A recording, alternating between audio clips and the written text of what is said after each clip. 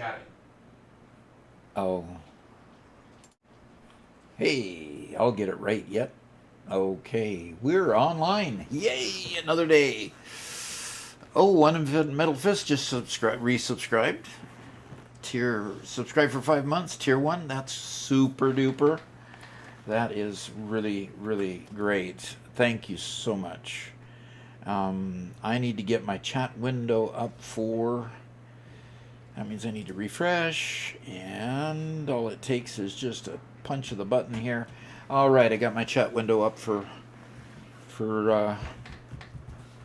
YouTube. We are renewing our Ping Players sponsorship for 3 more months, starting 30 days has been starting tomorrow. So tomorrow, April 1, will be the a renewal of our Ping Players contract. So do remember them. Give them some love if you want to play multiplayer and have to choose a server provider. Use Doc35 to get a 35% discount. The main discount that you get just by being a first-time subscriber is 30%. So you get a little bit better if you use Doc35 for the discount code. So, oh, the Anno DLC is out today. Good, Lexi.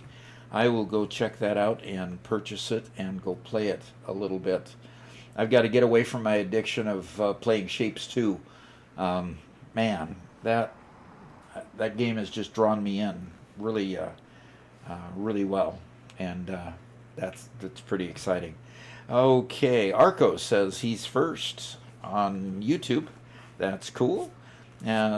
South End, Alabama, maybe. Okay, good. Says good morning. Did I guess it right? South End. Let me see. Let me know if I got it right there.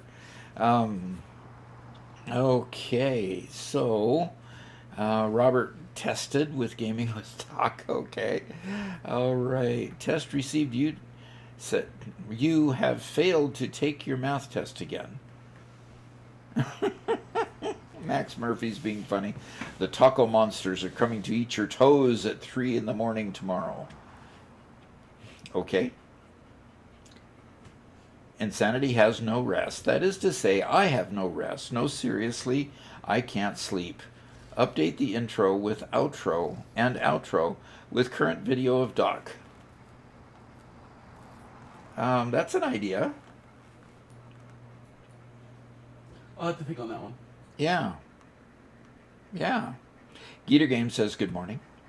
And Max, of course, says good morning too. Lexi says hiya, Doc, and she's the one that told me about the DLC for Anno being out today. So that catches me up on the stream text. So let us go and show you what we're doing here. I did continue playing yesterday. No, I did not go AFK to get the numbers up. I continued playing until the numbers hit the 100,000 for smart plating and for the versatile framework. So we are ready, ever so late ready, to upgrade phase 2. And what's in here? Oh, that's our doggo. That's the doggo I spent hours getting yesterday. Hi, doggo. Now we just need a ramp to see what he's doing, and he's there. And Ed has found some wire for us.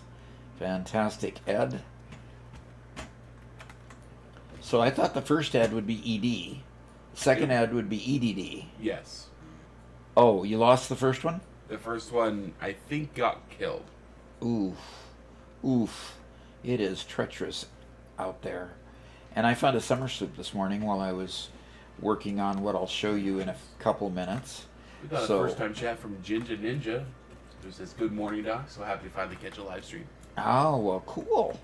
So let's go here to the space elevator, and let's go ahead and send these things up there. You have to wait till it seals, then comes back down. Alrighty. Cyan Tankundo says, just got through phase 3. Love the game. All right. And Beavery's here. Yeah, Beavery's here. Good. And so now what we want to do is we want to watch the animation here because it is pretty significant. Unlocking phase 2, so it pulls it down and shoots it on up. There we go. Shoots it right up there. And delivers all the product incredibly fast somehow. And we see the more of the space station being built. More of that station being built so we can get phase 5 and save all the kittens and puppies, of course. It's all about the kittens and puppies. It's not about the humans on Earth, it's about the kittens and puppies. Which sounds kind of strange to me, but, you know, we'll live with that. All right. That's what we got built on the space elevator up till now. And we're already starting to push the 250,000. Okay. Oh, boy. 250,000 versatile framework. And by the end of this phase, we need to make analytic engines, adaptive control units. That's what that is, right? The round one. And then the motor is a what? Turbo motor, isn't it? I don't know. I can't remember all the names, but we don't have the recipes for them yet. So let me go ahead and get back to the, figure out where I'm at. We don't need this line anymore going in there, but I'll take care of that as soon as we get the next milestone. Tier 5 awaits. So we're going to get the jetpack first then, Yes, Robert? sir. If you go just outside, there's a bunch of boxes with all the materials you need for the jetpack. Ooh, cool. So let's select that milestone. And of course the 3 inventory slots are worth more than the rest of it. So there's boxes just outside here. These 2 boxes? No, on the other side. Other side. And I'll open the closest And box go to the first. farthest one and just dismantle the farthest one. There you go. It's the farthest one, huh? Okay.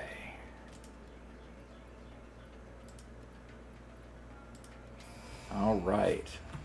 Ready for launch. Okay, jetpack is unlocked. I'm going to go ahead and select the next milestone. And I'm going to stick around here while the pod comes back in 5 minutes. Well, how about you read one Middlefist's comment there? It's nice and long. Okay, Doc. This is the moment I've been waiting for, when you finally reach the point and start using these recipes. Petroleum coke at 120 per minute, coke steel ingot at 100 coke per minute, electrode aluminum scrap at 120 per minute, electrode circuit board at 12 per minute, petroleum diamonds at 720 coke per minute, tempered caterium ingot at 60 per minute, tempered ingot, copper ingot at 60 per minute, turbo blend fuel at 30 per minute. That's why coke is elite, not just for power, but for strong production chains. That's a lot of alt recipes. I'll drink to that. A lot of alt recipes, yes, Robert. Finish saying what you were going to say there. No, I was just saying that's a lot of alt recipes. Yeah. And Tony wants to remind you to not turn off that versatile framework line because it's necessary. Not turn off the versatile framework line, huh? Because we need a lot of those. Oh yeah, we need a lot of those, yes.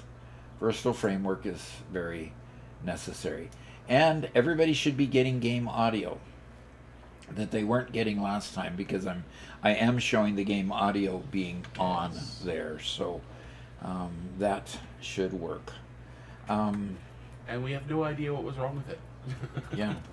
Now I'm going to disconnect the versatile framework and set up a stack of, not versatile framework, but disconnect the smart plating, and go ahead and get some storage going here. And once the storage fills up, I'll use this sink to throw the rest into the sink. In fact, I might have to reconfigure and back that sink up to the back of this so we can use it for more than just... Tony says modular engines, I think, uses smart plating. Okay, well, good reason to store some up then. And Zach just subscribed with Prime. All right. Thank you, Zach. Boy, she's treating you nice. I made this myself. You made that yourself. Mm-hmm. Okay. Hey, Doc, I have a present for you. You have a present for me? Mark isn't even here yet. I threw it down on the floor next to you. You can get out of the hole on your own. It's on the ground next to you. Doc, don't run away. Don't run away to the stairs and leave your jetpack on the floor. Come on now. There you go. Now you can fly out of the hole. Now I can fly out of the hole. Now what does a jetpack run on? I am super surprised that you have no solid biofuel in inventory. How is that even possible? I don't know. Probably because we ran out. So the preferred fuel at this point is solid biofuel. It doesn't run on coal even? I'm pretty sure it can run on coal too. But Well, let's put some biofuel there. Doc, did you also notice that One Metal Fist subscribed this morning? I did notice that, yes. Okay, good. Just wanted to make sure. Kaizen Controller redeemed the Butterfinger, so Adrastea. Got sniped today, huh? Yep, I guess she did. Oh gosh, that was a reach today. So I have it here. When I get a chance to eat it, I will. It's right in front of me. All right, and redeem scan a hard drive. I can go do that as soon as I get myself out of the mess that I'm in.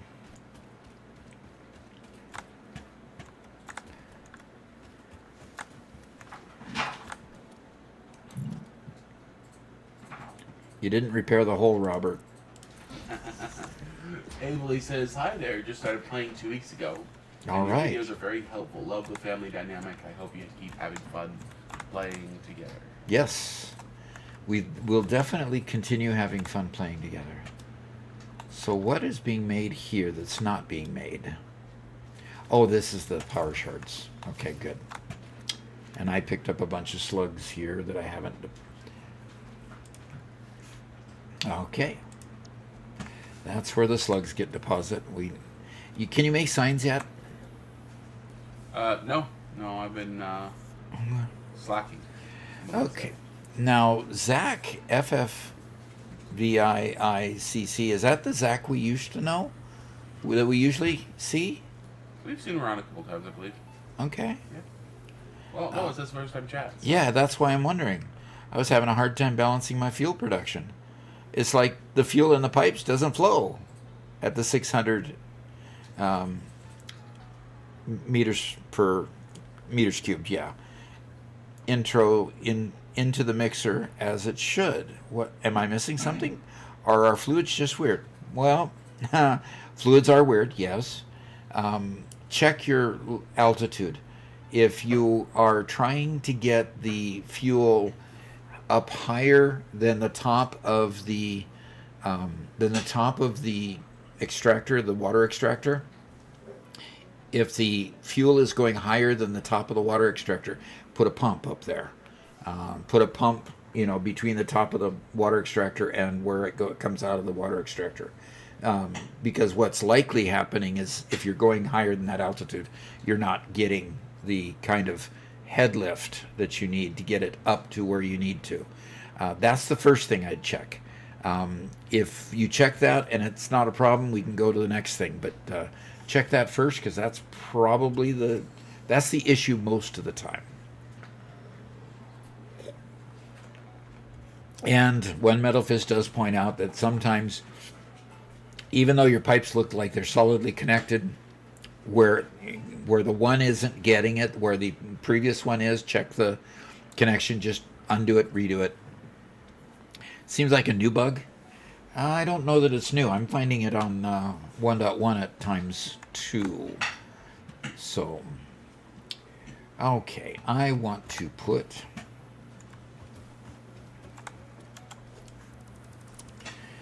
I'll put a container over here.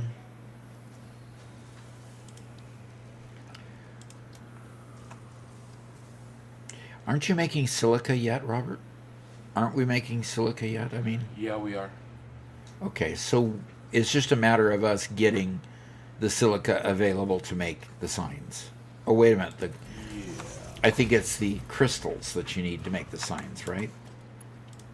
And one of the two. I don't pay attention.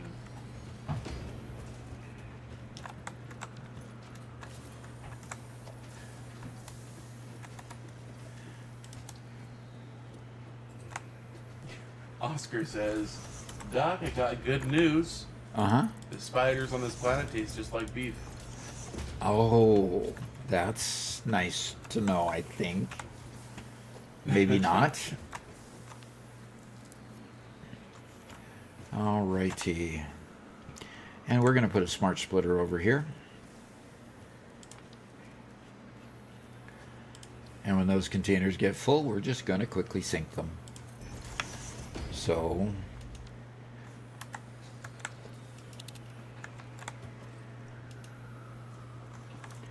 and the left output is going to be overflow. Go ahead, Doc. I did have a chance to watch Kathy Stain's new video this morning, which is supposedly they explicitly said that they're going to talk about all the features that are in 1.2 that will be in the experimental branch.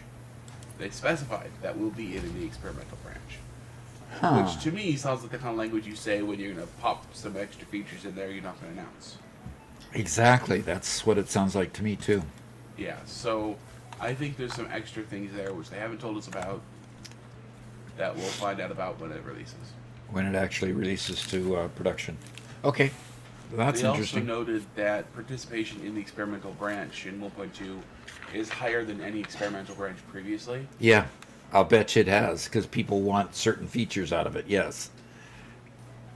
Yeah, I think it's also the fact that, it's been long enough with 1.1 that people are hungry for something new. Yeah. Like the 100 times elevator parts that we're doing right now. And we are up to 1%, Robert. Oh my gosh, finally, 1%. Yep. That's amazing. Hey, Doc, can you finish the next milestone? Finish the what? Next milestone. Oh, is the thing back?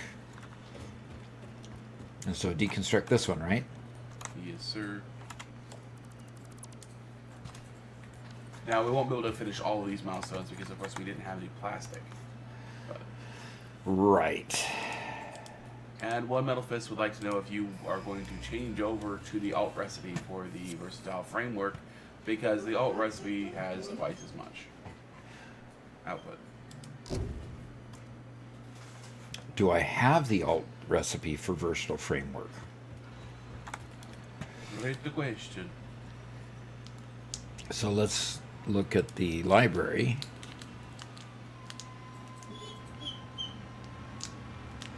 Oh, got cheap silica. Nope.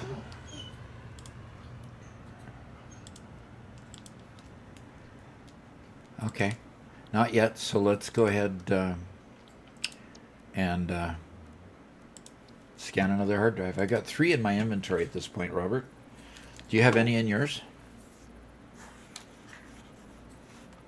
No, sir. I used all of mine. Okay. And South NS, is that a mod that changes the elevator parts total?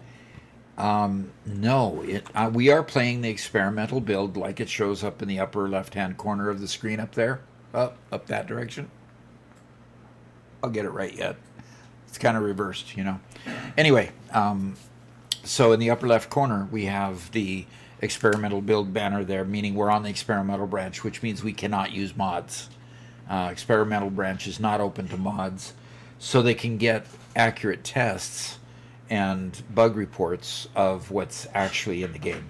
So we're working with no mods at all, but 1.2 in the experimental branch allows you to change a lot of the modes of play and if I hit the escape key here, I don't think I can see them here. I don't think you can see any of the game. They should put that here so that you could just refer to what you've changed or what you can change, but they haven't. So I'm going to hit the save game, and basically in this one we have changed to 100 times space elevator parts and half part costs and half power consumption and all pure nodes. So those are 4 of the different items that you can have that change with 1.2. So there's a lot of different things you can change with all pure. You can go all impure, you can go mostly pure, you can go, leave it normal, leave it to the default, those kind of options. You can change your power consumption and make it 5 times power consumption if you want, or 5 times part cost if you want. These are the settings that we settled on for this particular playthrough. So you can monkey with all of those. You can also have random nodes, which means that it randomizes the nodes instead of the usual game balance that Coffee Scene started with. You can literally change all of those so that they are all over the place. So you might end up with you might end up with a uranium node in the middle of where you've expect your iron nodes and all kinds of crazy stuff. Lots of different things you can do there. So anyway, we've played 72 hours on this particular save, and I'm going to resume here. And I've captured the smart plating. Am I going to convert? I have to get the recipe before I can convert Versatile Framework over to a different recipe. So it would be nice, gosh, if we had that alternate recipe. Except if it includes petroleum coke, because our oil factories are going to be long ways away. And we don't have drones, we don't have trains, we only have trucks. So I'm not quite sure how we would transport that very far at this point. So we'll see. And Thomas Taylor says, "Afternoon, boys. The sun is shining in Leeds, UK. Everything is great." All right. It's nice to have a good sunny day. Today we're supposed to have a partly cloudy day, but no rain. So Ed got me a partial bucket of screws. Okay, that's fine. I need to run off while the space elevator pod is returning. I need to run off and get some quick wire because I can't make any Mark II poles without quick wire.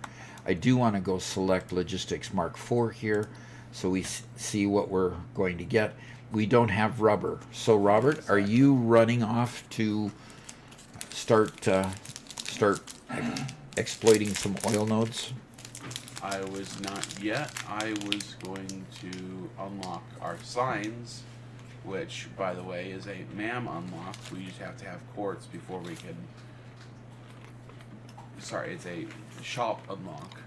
We just had to get to that point where we can unlock it. So. Okay, that's interesting. Oh, in fact, you already did it, Doc. Yeah, it's already done. No, it's not Windows. It's signs we're looking for. Mm-hmm.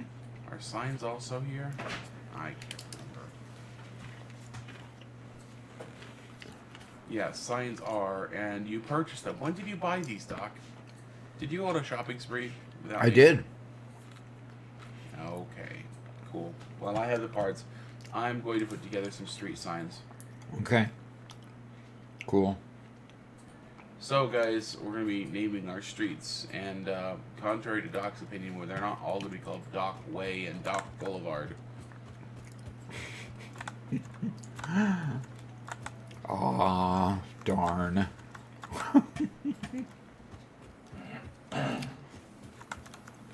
Okay. We could be super boring and do an alphabetical numerical And call naming scheme. Call all the north-south by the A, B, C, and north and east-west by the 1, 2, 3 type of thing. That would be the most boring way of doing it. Yeah, it would. Or we could do it the way for some reason, every American suburb does it and just call every road after a different species of tree. We could do that, but I don't think we've got species of trees named in this world, though. I'm going to grab some coal and see if I can change my jetpack to coal. No, it won't work on coal. You gotta do solid biofuel for now. Oh dear, that means I've got to actually go get some. Okay, that's interesting. I just went and harvested some. Oh, you did? And then I realized I didn't want to wait, so I just went over to a truck station and spoke from a truck station. There are some truck stations that still have some? But yeah. Really? Like they're chock full. Interesting. Interesting. I do want to put a container on the end of this one. And Aspire says, "Grats on completing phase 2000, sir." We don't have steel pipes in the depot yet. No.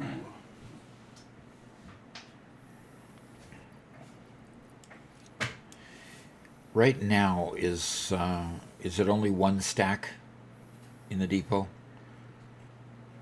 Or do we only have it open for one stack each? Correct. Okay. Because I don't want to throw more than one stack in here of anything then.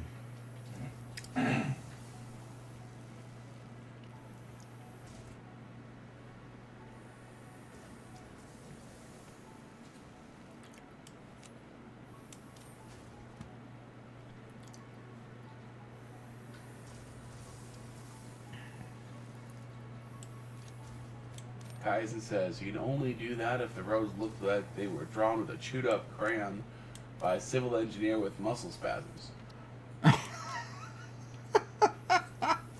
Okay. Oh. Okay. You know, I grew up in the suburbs of Seattle, basically, where that's the way all roads are.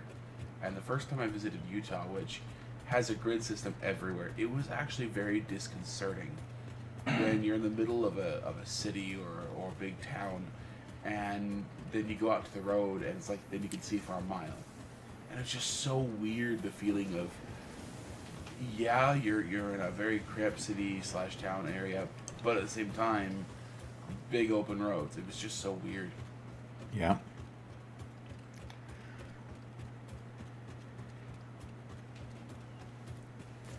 Max says we should name the roads after our most dedicated subscribers. Now that would be a good thing. Whoever would they be, Doc? Well, Lexi, Adostea, Max, Kaizen Controller, to name a few. And the ones that I left off are only because my memory is bad, not because I don't like you.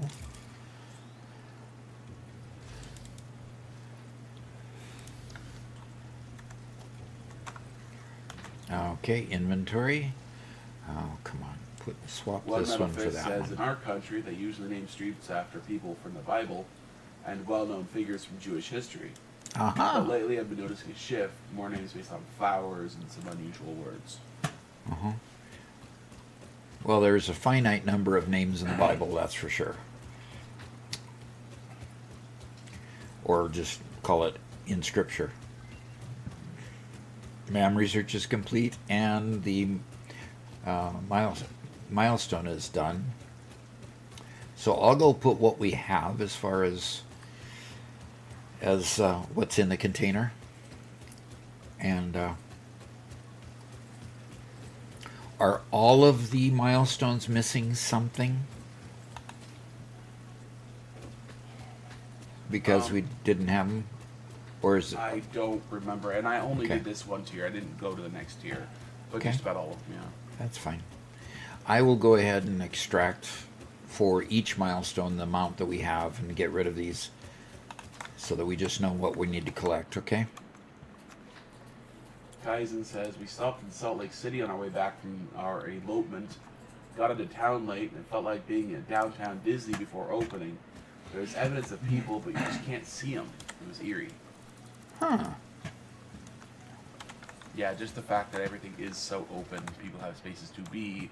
They aren't all on the streets, you know. Yeah. Okay. All right. So let's go here. Let's select the next milestone, which is fluid packaging, and you would have put everything but plastic in here, most likely. And Zach says, I love living in the South where roads have official names, but everyone calls them by their nicknames that the locals gave them before markers were put up. Okay. How good is that when you want to find a... Oh, gosh, that could be challenging. Okay. And Spencer Wright says, yeah, and Utah is definitely one of those states with a lot of scripture names for towns and streets and stuff, too. Yep. And petroleum power needs a lot of alternate things. So...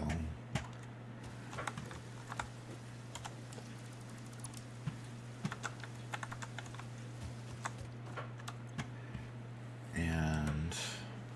Oh, we didn't get the motors for that one. But you're working on the motors line? I will. Right now I'm designing some street signs. Okie dokie. Are you going to do that on a blue printer? I am. All right. Okay. Now, are these going to be signs that, like freeway signs that have two posts and go over the top of the road? Or what? Would you like me to do it like that? I could definitely do that. That would be neat. Yeah, that would be.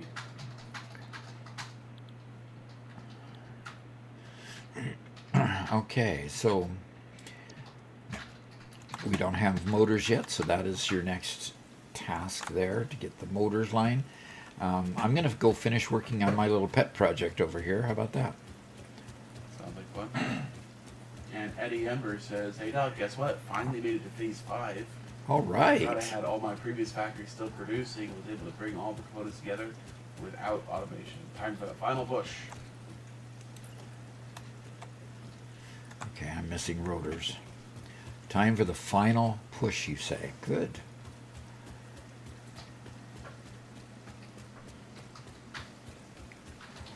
I'm going to go over here and get some rotors.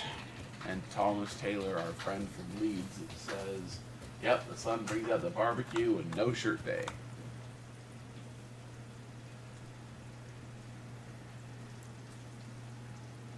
We're, here in Missouri, this time of year is very definitely the time for wild weather swings. We get thunderstorms rolling in and, tornado warnings, and so we're constantly checking our app, make sure that there's nothing about to hit us. And then the next day it hits 85 degrees and it's swelteringly hot, and there are a lot of really, really cool, perfect days that are just the best to be outside. So it's just about everywhere. The storms are easily the best part, though. Yeah, the storms are great as long as we know that they're not going to damage our property or take us without power for a week. Yeah, Perfect. we end up with frequent prayers to ask for our property to be saved and protected. So yes.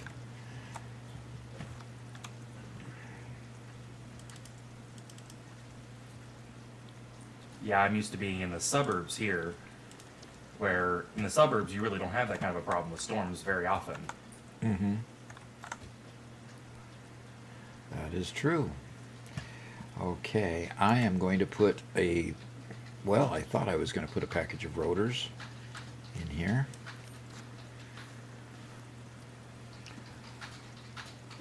I got a ton of stuff uploading to the Dimensional Depot, Robert. So all 5 of my slots were taken up.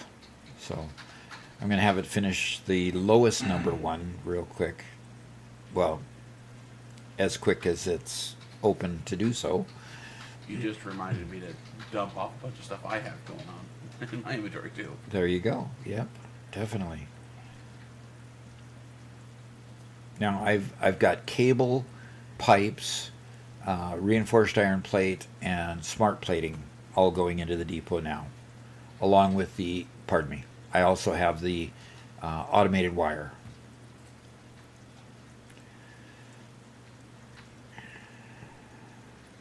Kaizen says in Arizona there was an old state highway that everybody called Dead Cow Road because of how frequently cows got hit after somehow getting on cattle guards and getting hit.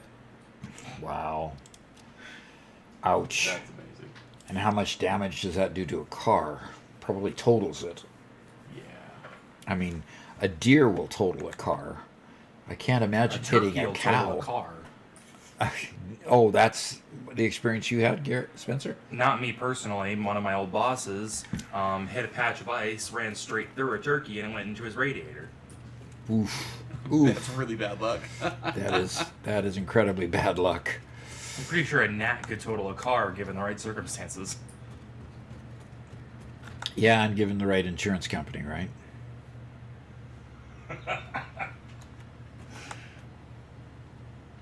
Are you in good hands? Oh, gee.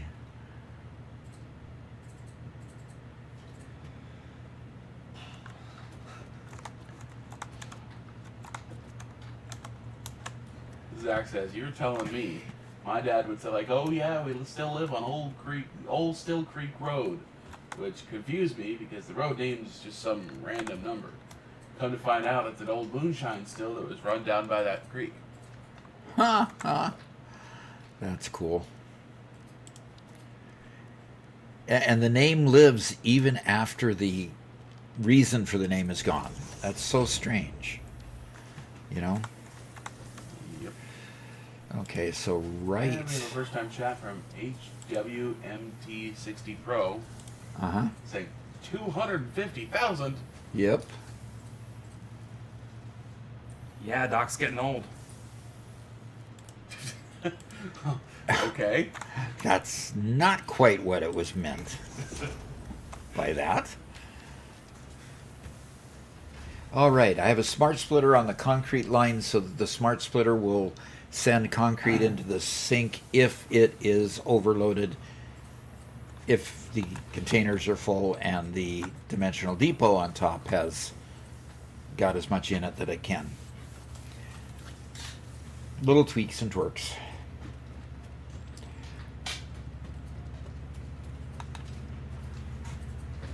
And Zappa says, "Hey Doc, I just finished the game. So happy." Yeah, no kidding. That would make me happy as well. Okay, I'm changing the milestone back to Logistics Mark IV.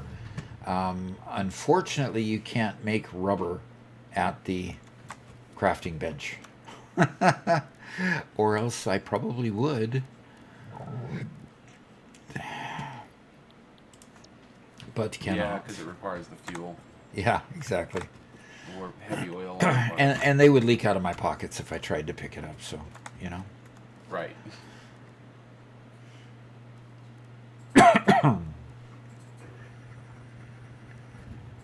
So, Spencer, it looks like sounds like Mama Duck is outside and All right. beginning her work. So, All right. It's a good time for me to step out. I will see y'all later. all right, thank you.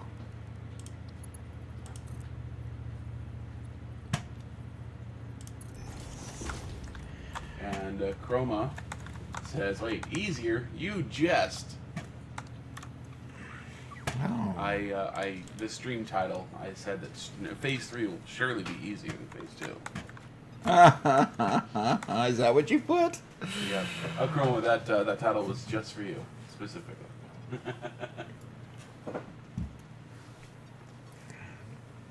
Zach says, "Finishing the game made me kind of sad, because now what do I do?" Time to get the golden nine. Well, Eddie Ember has a good question that I think would be a good Q&A question. Well, you'll have to read it directly, because unfortunately our chat isn't working today, but you can answer it anyway. Huh, the chat ninja's not working, huh? Yeah. Alrighty, well, we have a question from Eddie Ember, and I'm having to read it off the side of the screen, unfortunately, because you see the email thing is empty, blank. But so Eddie Ember has a question. It says, "You have any advice for people entering Phase 5? It feels like I just need to pull everything I learned together for the final hurdle. But are there any final pieces you can offer? Well, the one final piece I can offer is that pretty much all of the items for Phase 5 are slow to build. Taking one example being the ballistic warp engine.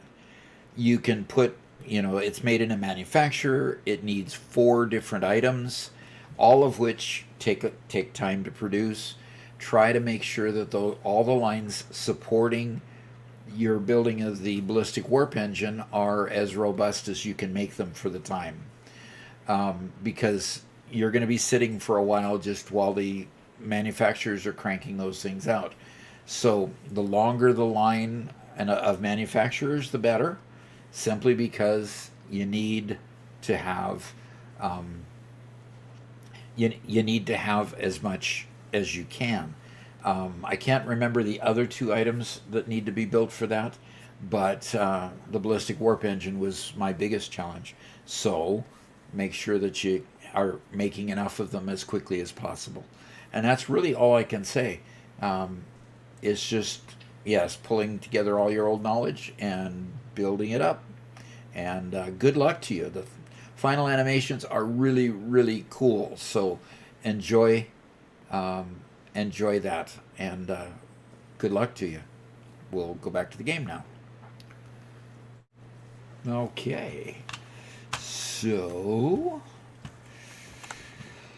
Okay, so we need rubber, but I need to finish making the explosive devices that I was going to make. Now that I have the rotors that I need, make sure I can cross the road. Ruben, you're fired. Uh-oh. Uh-oh. Ruben shows up, says, "Hello, Spencer. Hello, Doc." Spencer isn't even here, Ruben. Spencer just exited the building.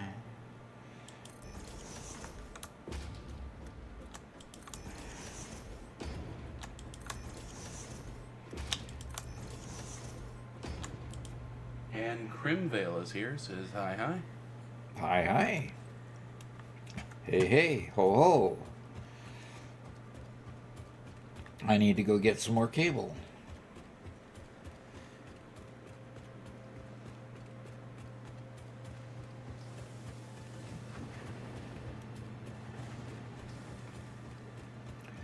Looks like all the trucks are working just fine. The conversion to coal wasn't all that bad. Although they have made a new feature, by the way, Robert, that I don't believe was there before. Let me show it to everybody. When you're here, it's got a replace differing fuel on or off.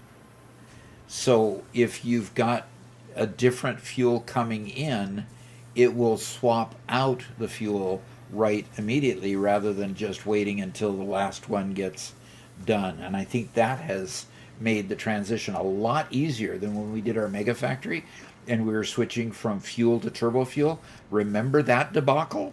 It was awful. That was awful. So we'll see if this does any better. It looks like it already has.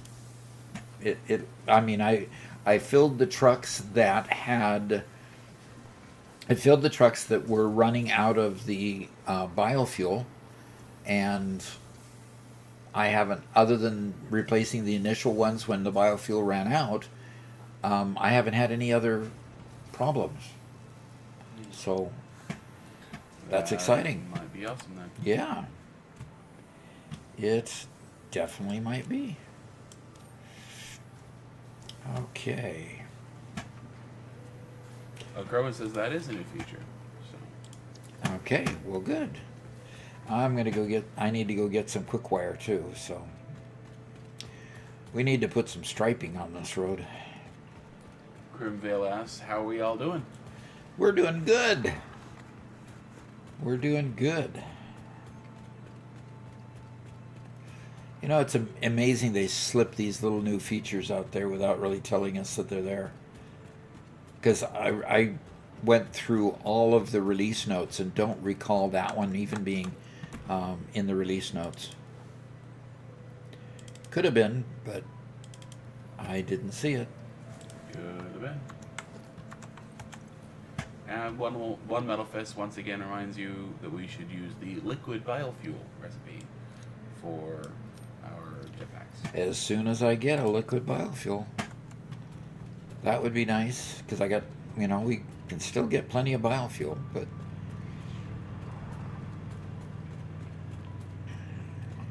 we're using the coal for trucks now, so we don't have to worry about that.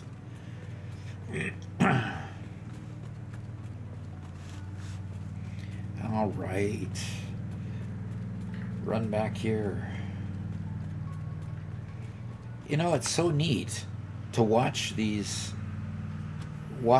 my, transport items go and just continue without any real hitches. I mean, the hitches that we had with the biofuel were the fact that we just had to keep filling the biofuel, and filling the biofuel was, okay, we ran out again. Let's go get some more, And now with the coal coming here, it's all automated. Don't have to worry about that. So hopefully, that'll just keep the trucks running and just make it super sweet to keep going. Grimville says, I bought this game for a friend recently and she's loving it. Hasn't stopped playing for 12 hours. Oh boy.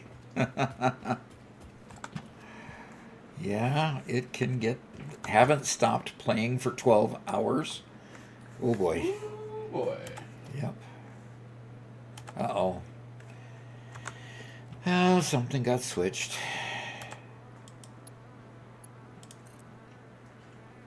And Ruben says, Doc, getting started with nuclear power and this thing is testing my patience. Definitely it will test your patience. Yeah, it will definitely test your patience.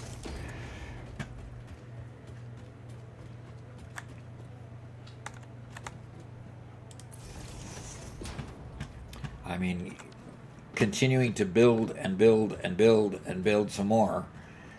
Wow. Yeah. But when you get it done, it is sweet. Because when you get it to where you can just extend your manifolds a little bit more to get tweak it and get it a bit more, that makes it really nice. I need to see how long this thing is. I can make it 16 long. Gregory asks, how many versatile frameworks per minute are we making? He's aiming for 50, but it's kind of a power issue. Yeah, it is a power issue at the early game. How are we doing? Well, we've got... You can see the number as it's increasing there, but I don't know. I'd have to actually put a stopwatch to it to see how many we're actually making. I don't rely on the machines that are making the versatile framework to tell me exactly what they're doing, because they tend to cycle on and off. And when they cycle on and off, of course, they don't give you an accurate read on it. So that's the stator line.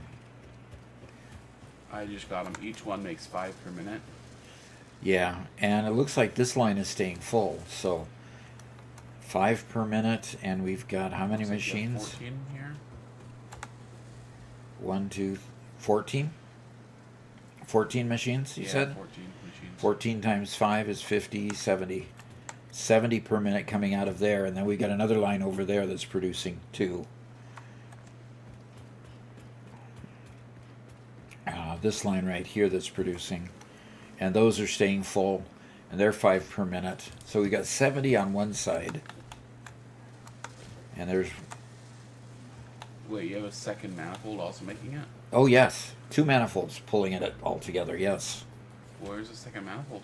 It's just straight across from the first manifold, across the road. Oh, I see. Here it is. Yeah. And how many is in that now that you've got your jetpack working and I don't? 9.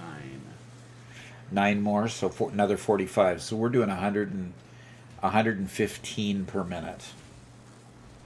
And at 115, how long will it take to do 250,000? 36 hours. Okay, fine.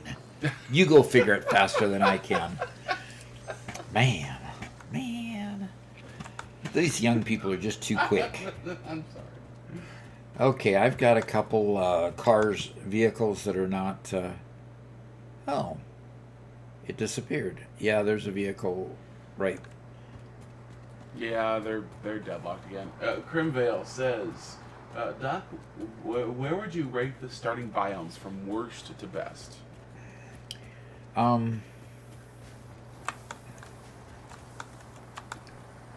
Let's see what's got plenty there. Okay, this one's missing coal. I don't have any coal. Okay, just a second. I'll go grab you some coal.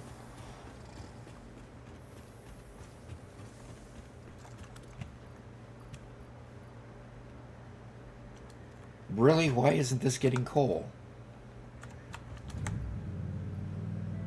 Okay, this one's not getting any fuel, so why is that? And what?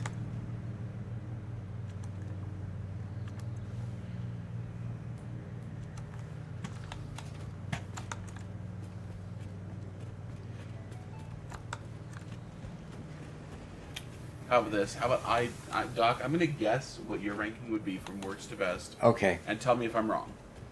All right.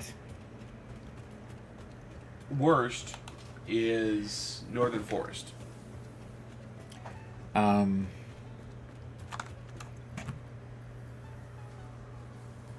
Okay. Then Grassy Fields. Then Rocky Desert. Then Dune Desert. Okay. So there's four of them. You said Northern Forest. Northern Forest is worst. Next up. Grassy Fields. Next. Rocky Desert. Rocky Desert and Dune Desert. Dune Desert. Yes, I do like the two desert biomes on the top. I think it's kind of a toss-up between the Northern Forest and the Grassy Fields. It might be because I'm tired of the Grassy Fields. Because I've started there maybe too many times. But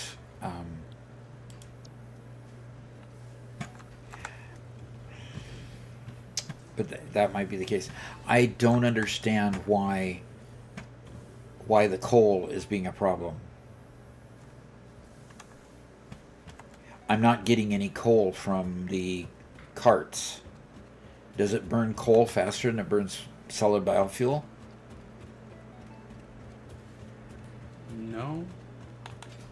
It shouldn't. Coal should be more compact. It should be a better fuel. So let's start with the carts, see if the carts are actually delivering them or not.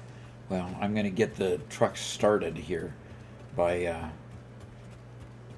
filling this truck station with inventory.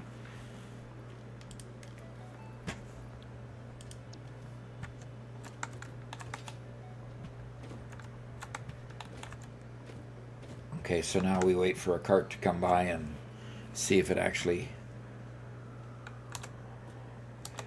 One Metal Fist. These are all the factories that I managed to build this week. Nitric acid, fused modular frame, radio control unit, and heat sink.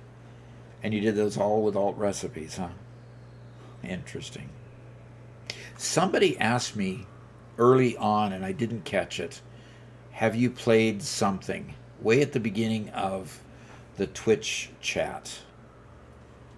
And I didn't recognize the game, so I didn't... I will go look it up. Yeah.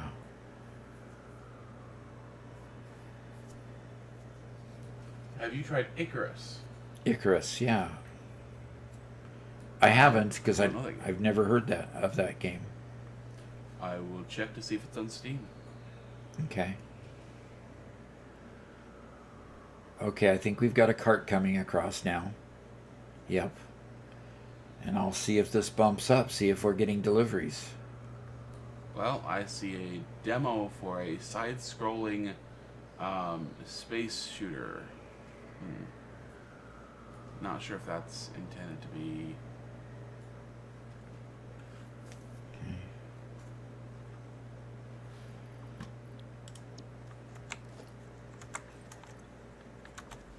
There's another Icarus.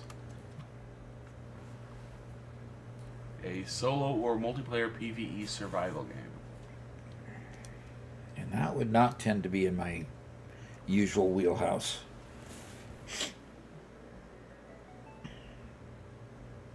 Okay. Well, all the truck stations are full of coal now. I'm still waiting for a factory cart to make it through. And wondering if that's the problem. If the factory carts are just not running.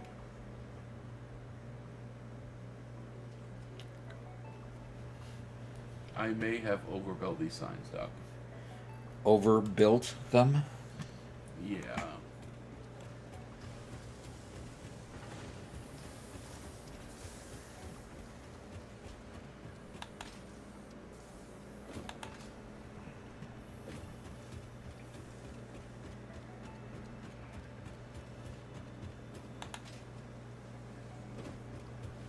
These roads are 5 wide, right?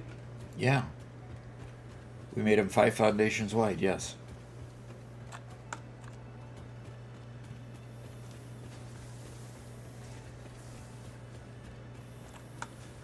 Okay, gotta go modify the blueprint. Gotcha. Okay. Why are my factory carts almost nowhere to be seen? Okay, there we go. So One Metal Fist says Icarus is a game where you arrive on another planet and have to survive there. It's similar to Satisfactory, but with a lot more combat and hands-on work. Also includes machines. Huh. Also includes machines. Okay. The cart is stopping. It's getting loaded. It's getting dropped in. And I'm going to follow it to wherever it's going and see what's going on here.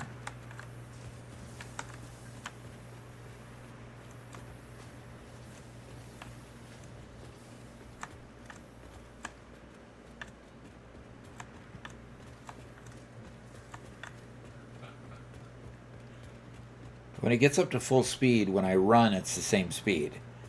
When it slows down for the intersection, I catch up to it, like there. It's starting to slow down. Man, those are signs, Robert. Yes, sir. I mean, you wanted the big highway style that span across the road.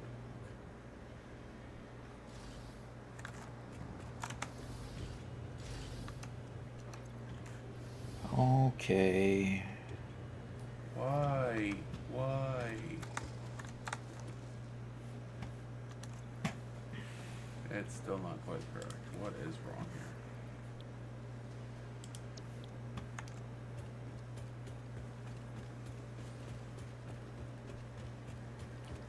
here? Oh. Oh. I heard an O of realization.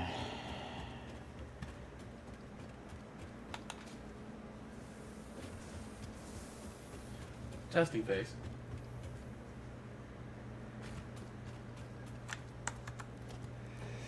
First time chat from Xantrix, who says, "Are you pulling all the resources into one gigafactory that's floating?" Yep. Eventually it'll fall by its own weight, I'm sure. This is kind of a gigafactory. It's also attempting to, like, it's all a bunch of modular pieces that are all connected by roads. So, somewhere in there. Yep. It's kind of like a huge... It's a huge gigafactory is what it really is. Huge mega factory. I want to go over to this one over here.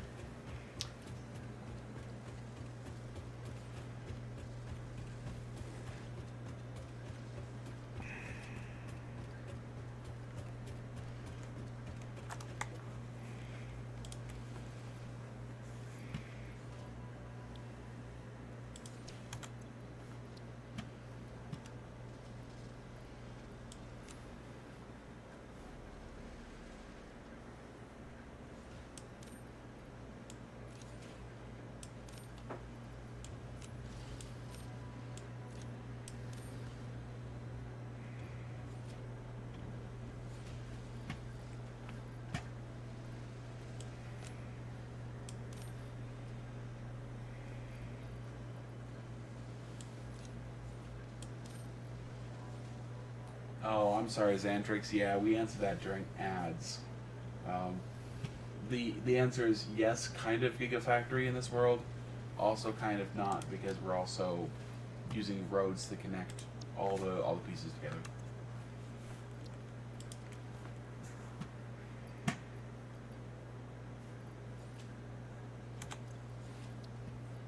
Oliver here says it can't run because biofuel stacks to 200 and coal only to 100, so you're half as fast.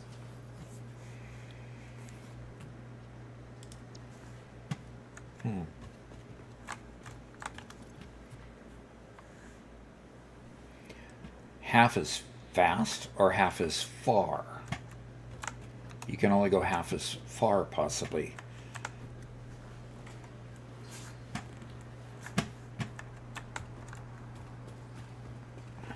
So in a tractor, solid biofuel lasts for 8 seconds, and coal lasts for 5 seconds. Oh, you got a double whammy going on here, Doc. So the stack size is shorter and the amount of run time is less. Yeah. Almost down to half. Interesting. Well, I think that's the problem. well, we'll see if that's the problem. I'll keep on playing with it. And if that is the problem, I can definitely.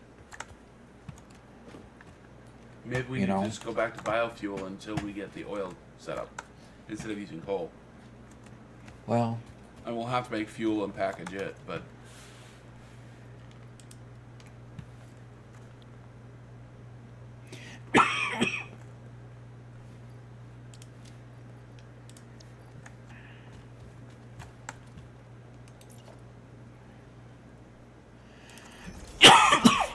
excuse me.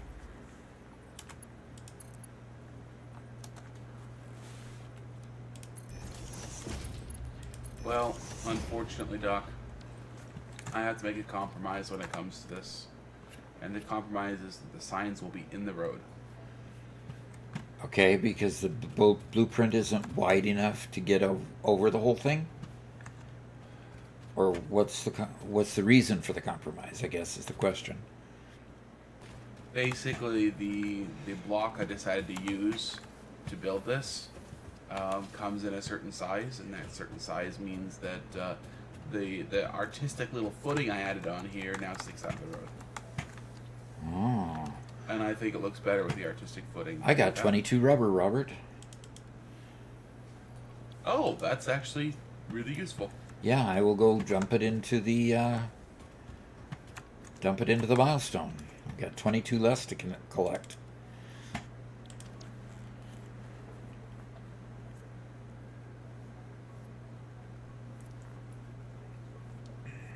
Okay.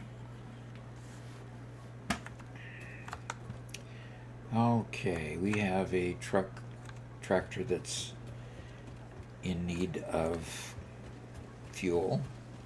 Doc, you need to both stretch and hydrate. I need to both stretch and hydrate, huh? Okay.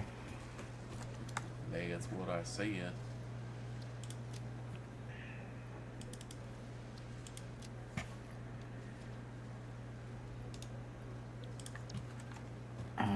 Ooh.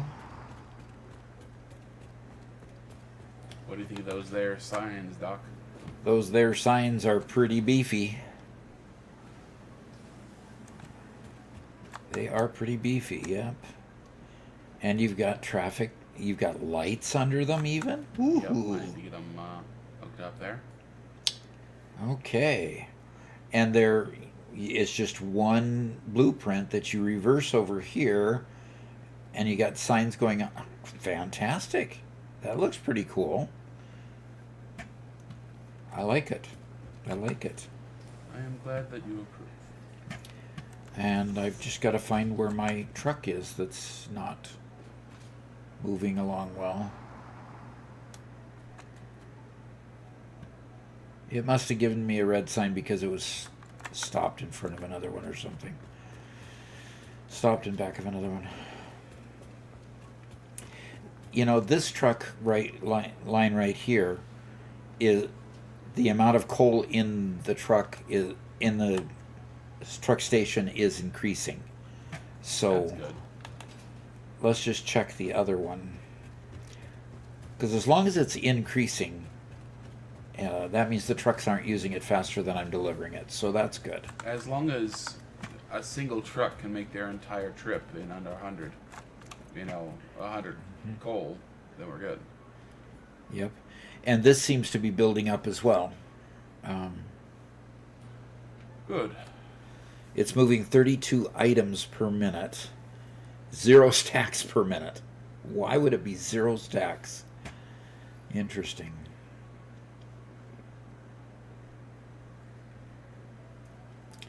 Well, I'm going to keep a couple coal on me for now, just to... And then I'm going to go back and start working again on my nobelesk plant over here. Because I want Grimdale nobelisks. says, I watched your videos, Doc, on manifolds, etc. for my early on playthroughs, and they helped me so much. 16. Hey, I got 16. That's great. That's great. I'm glad they helped. They helped me. When I was playing the early games, that's the way I digested and we researched and understood various concepts. And the more of those videos we did, the more it helped me to get through the games. Because if you go look at my original playthrough, the oldest videos that are out there, I was pathetic. I'm almost embarrassed. I almost want to delete those videos, but it kind of gives you a good reminder of where you came from and how you've increased your abilities. There's the hydrate. And I got to stretch, I guess.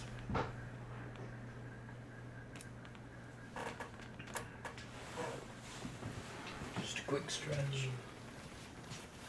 And Acroma says it's going to take us at least 60 hours to get those modular engines done. Oh, wow.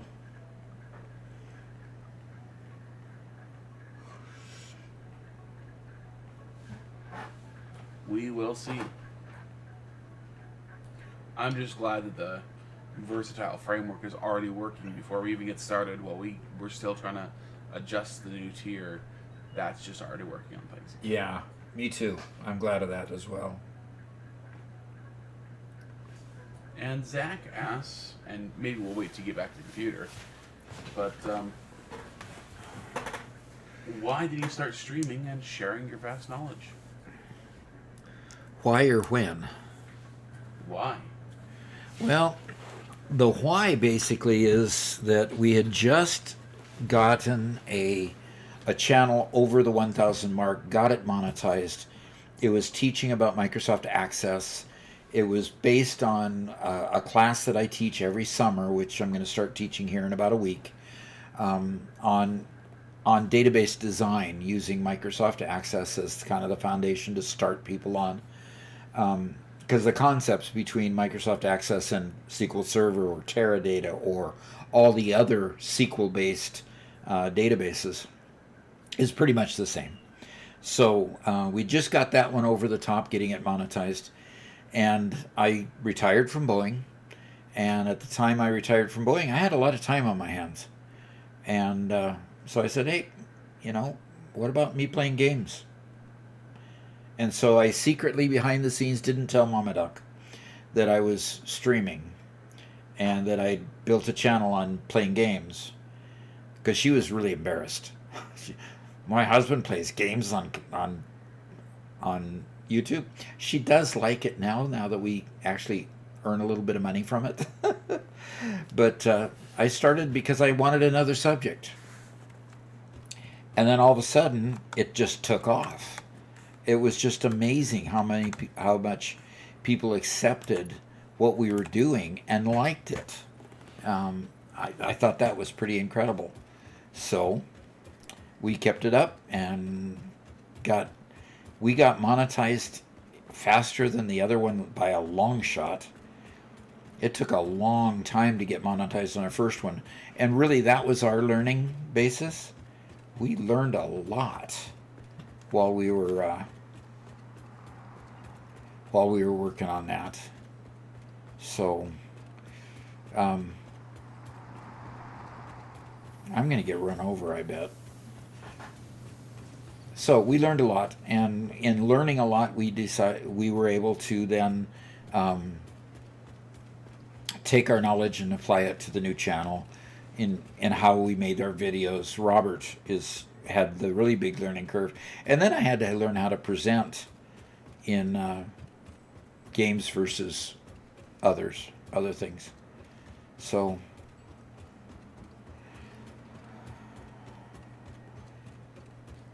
we have a truck that ran out of fuel. So anyway, that's how I started gaming, because I was looking for a new subject. Yeah, it was kind of a fun thing that kind of happened at the same time, because I had already been kind of thinking about it, because I had tried to get Doc into Satisfactory, a couple of years prior, and Doc enjoyed it, but it was immediately a not enough time, sorry kind of response. And when he retired, getting him back into it would, it was easy. An option, pretty easy, Yep. easy option. So I was already thinking about it, and I was kind of in the back of my mind, like, okay, how do I approach Doc with this? How do I give him the idea? How do I, broach the subject? And then Doc just walks into my room and says, "Hey, what if we try this?" And it's like, okay, yeah, yes, absolutely, let's do it. Yeah. So yeah, the two of us have been working together since the beginning. Yep.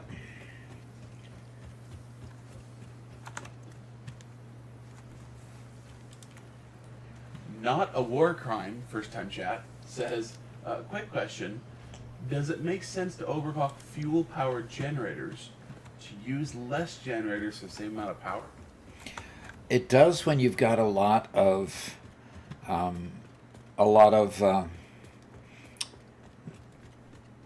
power shards available.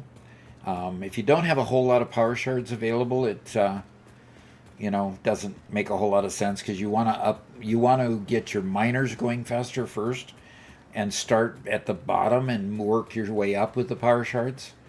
So power shard your miners, not of course beyond the ability of your conveyors to pull them out of the miners, but still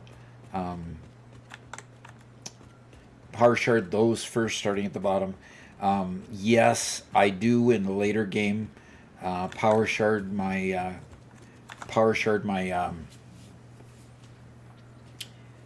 why am I having a hard time talking?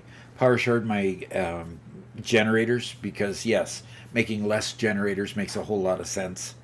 So I do that, so that's a good thing. But keep it up.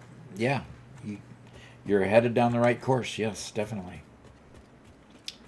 I would not power shard the generators before I power sharded the oil extractor and the refineries first. That's one thing I wouldn't. I would make sure that those are giving you plenty of fuel, and then yes, definitely, if you've got enough power shards, definitely power shard the generators as well. All right, I'm headed back out here to try to work on that nobelesk line, but I'm going to stop by my little friendly Ed here. Hi, Ed. You got something? Yeah, you've got some computers for me. Thank you. And South End just became a member on YouTube. All right. Good, good. That is really great. Thank you so much. Yeah, I appreciate that. And South End, if you aren't a part of the Discord, please make sure you do, because if you join the Discord there, you will gain access to it. Make sure you link your YouTube account to it. You'll gain access to the members forum there in Discord. And Doc, will we be streaming tomorrow? I would say most likely. I can't imagine not streaming tomorrow, because I don't see anything getting in the way. Okay. Well, that means on Fridays we have a members only stream through Discord there, and you'll come hang out with us for a couple hours. It's not every Friday, but whenever we have time. I found a bunch of power slugs in this personal storage box, so I'm going to run over to our do we call it a slugometer? Come over here to our, and I need a sign on this. Put slugs in here sign. This is what I'm calling this.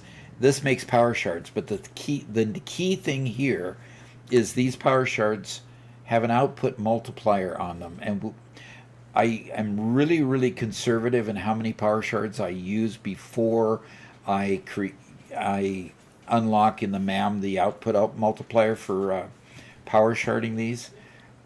I'm really conservative doing that because I want as many power shards as I can get.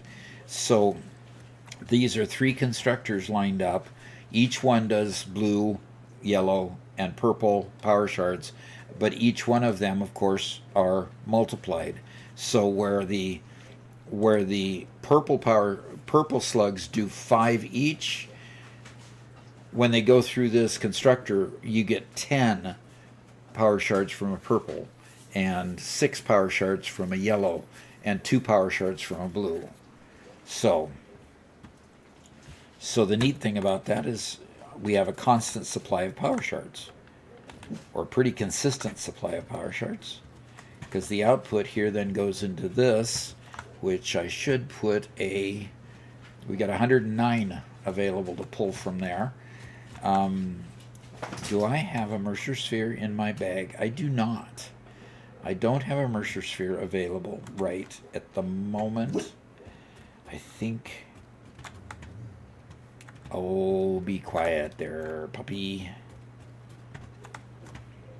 Do I have a Mercer? I don't have a Mercer sphere in here. Robert, I can't make a... oops, wrong direction. I can't yet make a depot on top of the power shards until I get a Mercer sphere or two. So if you collect one, the first priority would be put it on top of the one with the Mercer spheres. One with the power shards, so that we can have power shards in the depot. Okie dokie. So let's see how this thing works. Because I can go just like that, that, and that. And all 3 of those will start working. My smart splitters sort them out and send them to their various place. All three are working. And here we've got started with 109, added 2 more there because the blue ones go through faster, and that ended up with a 4 more. There we go. Primvale asks, for a new player to the game, what's a good tree to start researching when you unlock the MAM? Anything you have resources for is the short answer. The alien technology tree gives you probably the neatest things. So if I go here, and of course I've got a hard drive here, Caterium wire and heavy oil residue. I thought we already had Caterium wire.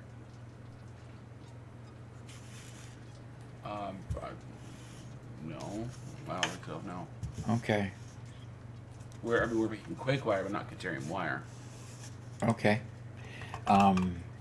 We have the heavy oil residue recipe.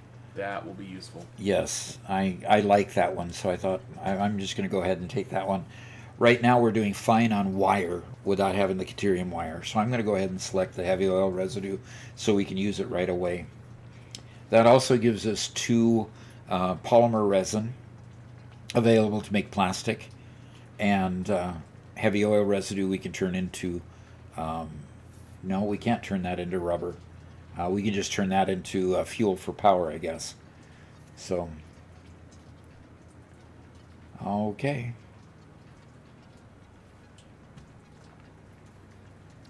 All right, so I'm going to select that one.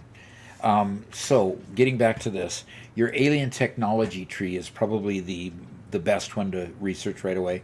It starts over here with putting a Mercer sphere in and goes down here to creating the dimensional depot. Okay, you get the uploader first, and then the center one lets you upload from your inventory bags. And then all of these are about capacity left and right. This lets you put in 2 stacks after you research this one. You get 1 stack available here, but you get 2 stacks available there. And this just increases 50% more speed. So the upload upgrade gives you 30 per minute, where the initial one was 15 per minute. So then 20 per minute, and then you get 50% more, gets you up to 30 per minute, and so forth. It'll go down. So upload speed down here. Okay, so the next one, you start with SAM up here. Then you get reanimated SAM, and you get this SAM fluctuator, which eventually allows you to get the new spawn areas, so that you can respawn at an area, especially if you play with hostile creatures. Putting down a spawn point there where you're trying to get something done really helps if you're playing with creatures live. So you can research that node as well. We've already done that.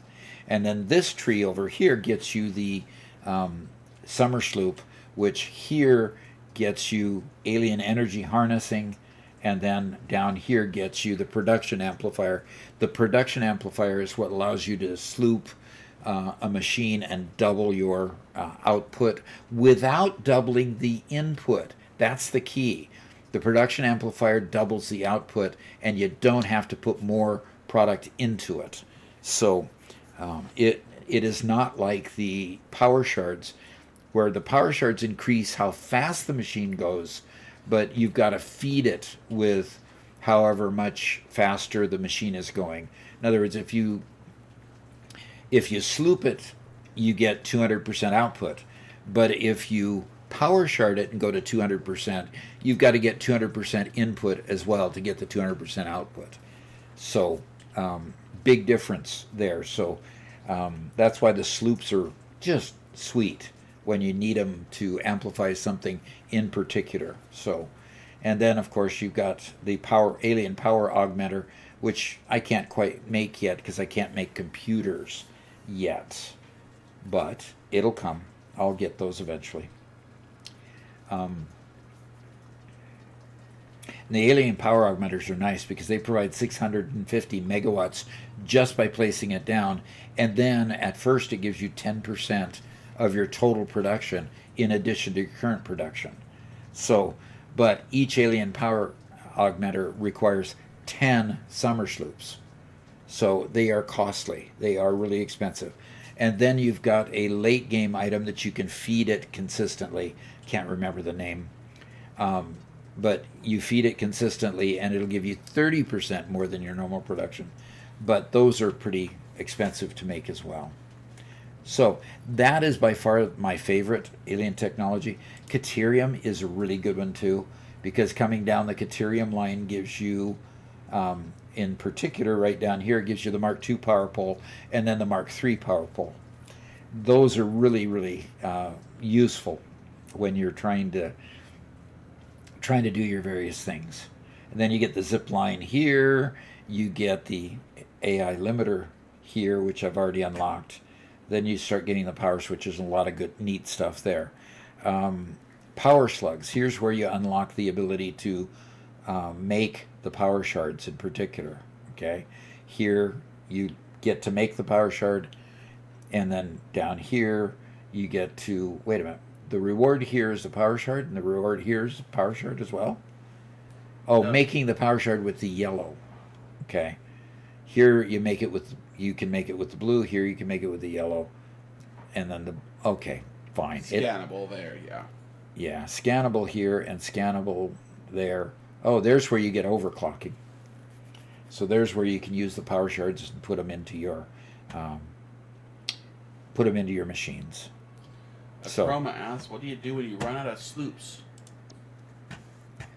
What do you do when you run out of sloops? You go get more sloops. You go to satisfactorycalculator.com, find out where the sloops are, and go hunt them down and retrieve them. It's about all you can do. You just have to keep hunting them down, and don't do black magic because that's cheating. Ha ha. Ho ho. Yes, we have done cheating a lot in some worlds. Yeah, in some worlds. We did it in one world where we literally wanted to do something that was next to impossible, and there's ways to duplicate items in game that are because of a bug in the system, and using that bug you can multiply the number of power sloops, the number of sloops that you have. We had one world where we duplicated so many power sloops that you could sloop everything. You could sloop every machine you had. It was pretty intense. But at the same time,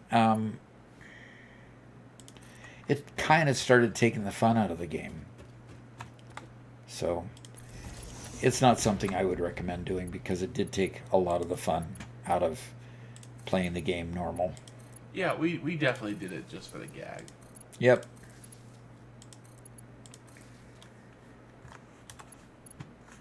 Okay, Doc, we now have 3 streets here, which are named. Okay. Which have signs up. We have a 4th one, which is going to be very short, but I think that's all we have at the moment is these 4 streets.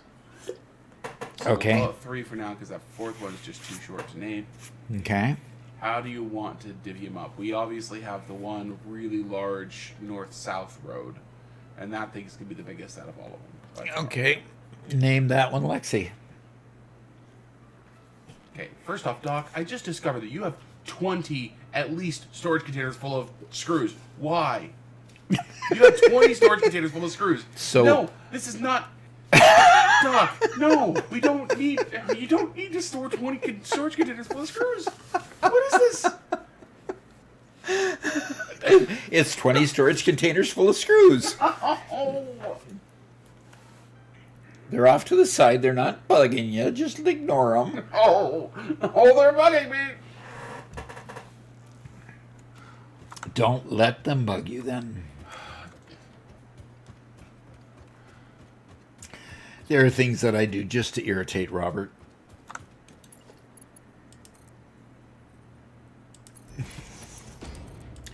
Do not deconstruct them. I won't, but... If we're finding ourselves short of screws, we can just pull a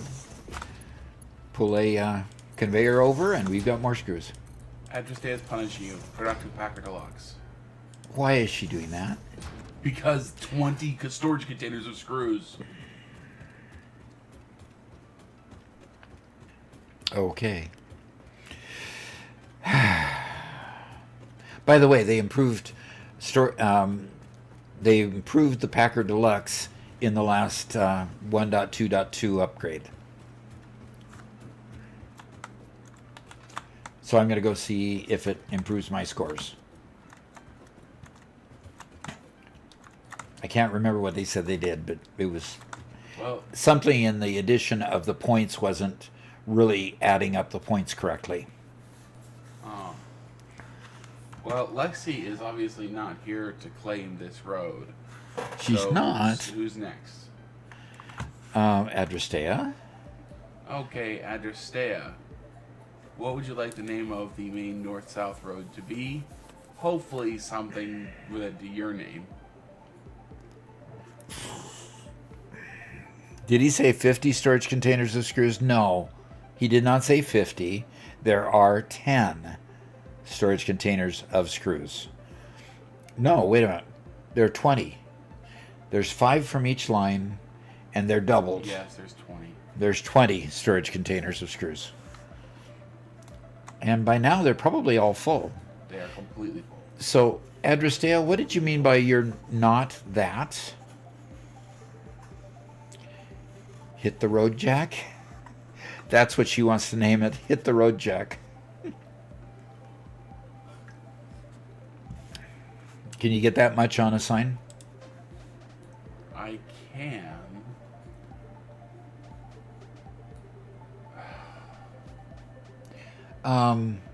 Robert? Yeah? We're getting sound on Camlink 4K, but That's a different Camlink 4K. Yeah. The one that matters is this Is that one? one. The signal 4K. Okay. This is your camera. Okay. So I'm going to play level 3.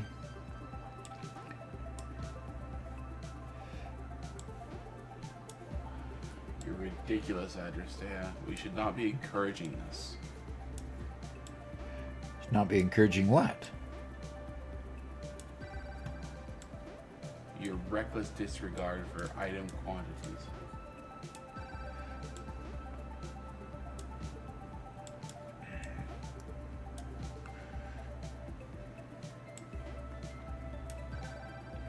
My reckless disregard? Yes. I don't think it's reckless.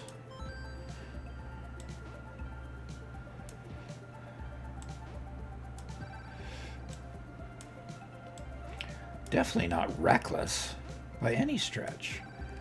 It's being prepared for the possibility that we won't have enough inventory of something.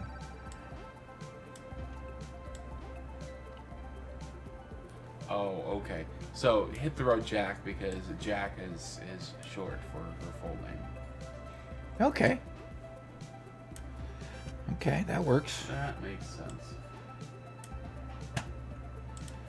Ruben, I am the first son in the family and middle child overall. So I have 2 older sisters and 2 younger brothers.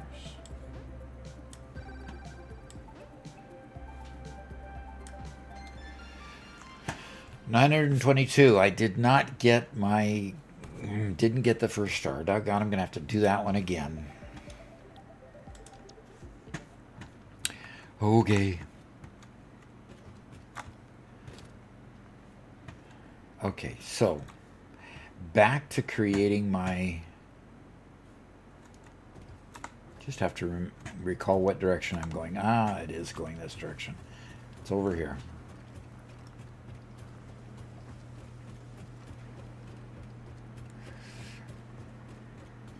Ruben says, Robert, you act like the last child.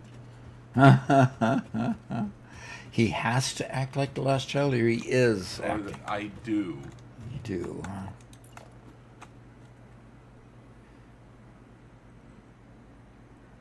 huh? No conveyors, Doug. Oh gosh.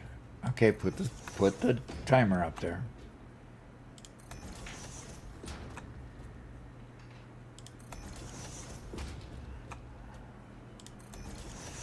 That just means I can't finish this line. There we go, Doc. It's up there. Okay.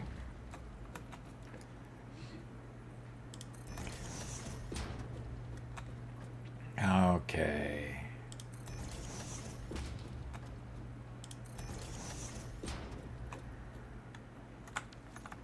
Okay, so the next thing then is to do a line of line to create nobelisks.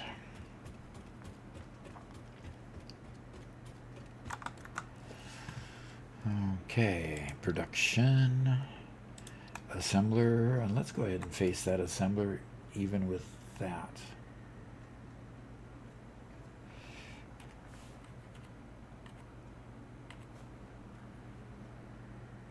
Yeah, plenty of room there.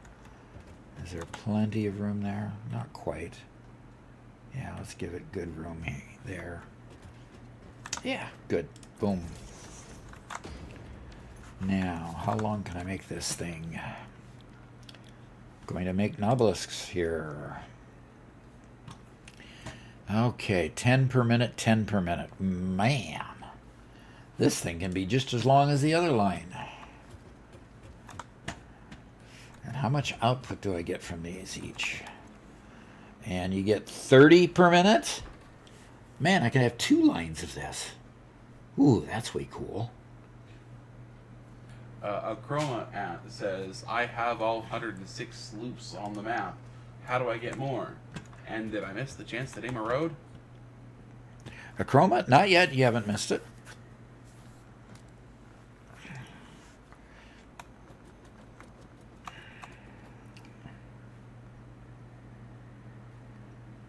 What is the space elevator doing there?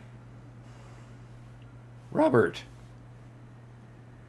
What?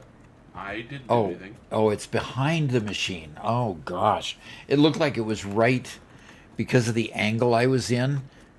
It looked like this was the bottom of the space elevator, and I'm going, wait a minute, why did it get moved?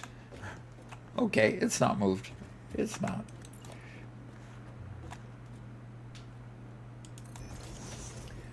Two, 3, 4, 5, 6, 7, 8, 9, 10, 11, 12, 13, 14, 15, 16. And now Lexi's here. Says, so is Doc still going to play Anno? Or keep playing Satisfactory for the last 2.5 hours? Well, I don't plan to play Anno on screen. No. I will play it and make a video of it. You're losing it, Doc. What am I losing? What have I lost? What have I lost?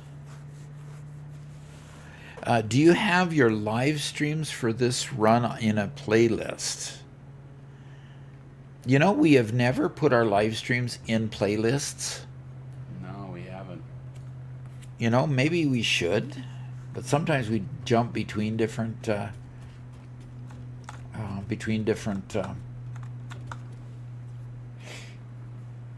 oh gosh, why am I having a hard time talking? Between different worlds. So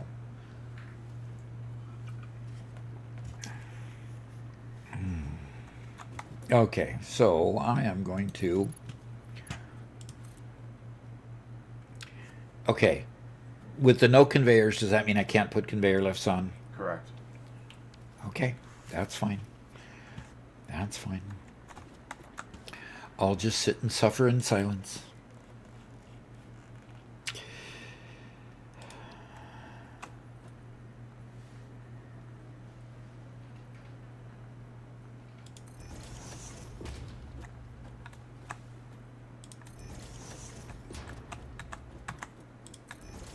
Ruben asks, are any of your daughters into gaming, or is it just the boys? Just the boys at this point. My daughter's, my youngest daughter, because what happened in our family is that we had 2 daughters first, and then we had the 3 boys. So the one older daughter, in fact, is getting married this coming weekend on the 2nd. So we'll be attending her wedding and wishing her well. And the second oldest daughter lives here on the same property as I do. We bought a property that had an old horse barn, a huge horse barn, which she gutted out the horse barn and she built a 3-story house in that horse barn. So they're living happily over there while they continue finishing the inside. They've got 3 more bathrooms to put in, and they've got carpeting coming in for next week. They're having somebody do the carpeting. So that's way cool. And with them doing that, they are... she's the second oldest, but she has 10 children. And she's a writer. So that consumes her time. And she's kind of anti-computer in a lot of ways. Which is really weird in this family. In this family, since I've built computers and, you know, had a couple businesses selling computer parts and making networking for folks, and then eventually went to Boeing, and basically computers were my life at Boeing as well. So, yeah, so that is incredibly odd. But such as it is. I just did say let the man work, by the way. Oh, so it's been erased. Yep. And somehow, in the mess of everything starting up, Kaizen controller announced that he did get Garrett's copy, the physical copy of Garrett's book. All right. At Dimensional Pizza Shop. Fantastic, fantastic. Did you buy that on on Amazon, or where'd you buy it? Probably Barnes and Noble, but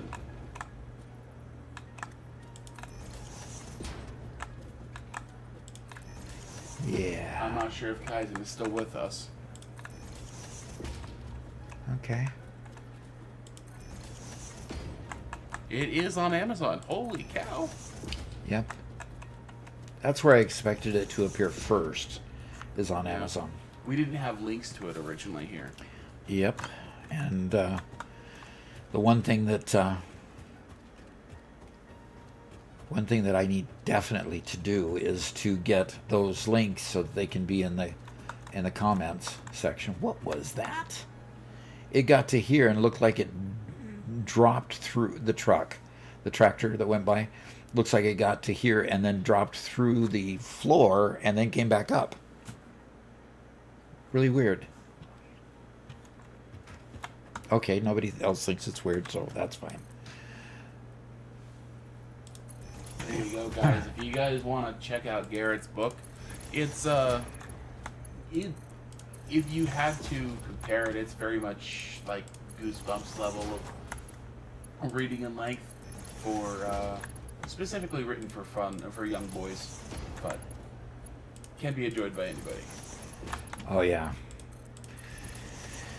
It's a good family-friendly book that I could fully endorse for the channel, which is meant to be family-friendly. So. Well, Melfest says, speaking of Britta, says, psychological, Doc, because she grew up around so many computers and left the imprint in her head. Computers aren't that good. They took her dad's time away from her. Kind of stuff I listen to in podcasts on the board. Oh, okay. Well, that's an interesting comment.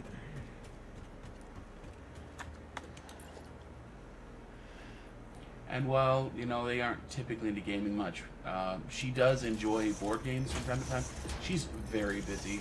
She has, a big family and is always working to better herself and her whole life and her whole family and everything else. So she doesn't play that much, but she does like board games. And actually, both my sisters enjoy board games quite a bit. The one who's getting married this weekend, she actually used to play D&D quite a bit with me. So it was very different playing with her than playing with Garrett and Spencer. She had a very different perspective on the game, huh? Or different gameplay ideas. Funny enough, playing with her was much more. If you play the game, she was the murder hobo. The murder hobo. Yes, that's the technical term in game. Okay.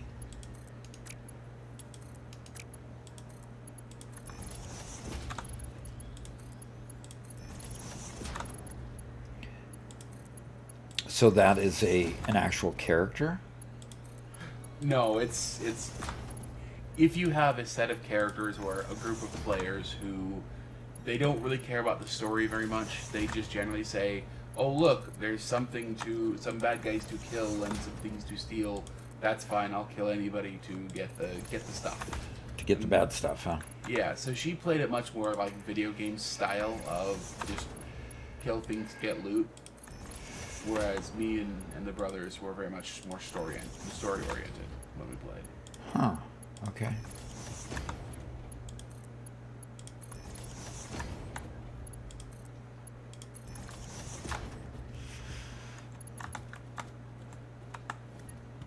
Wow.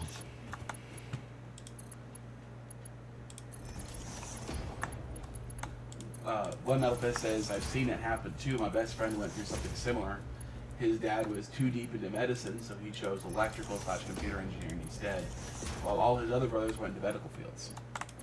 Yeah. Okay. Interesting.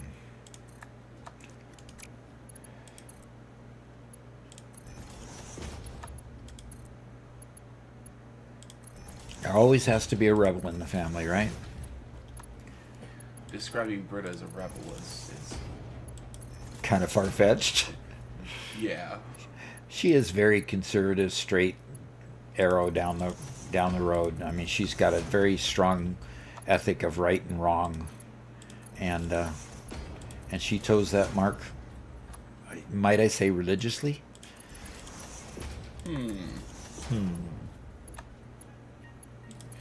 Max Murphy talking about Garrett's book, limited edition hardback when? With our current providers, we don't have an option for hardback. When he finishes the series. Yeah, we could do that.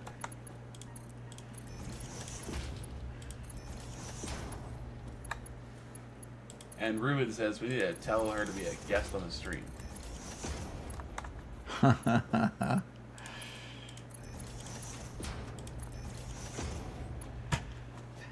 You know, that might just happen someday.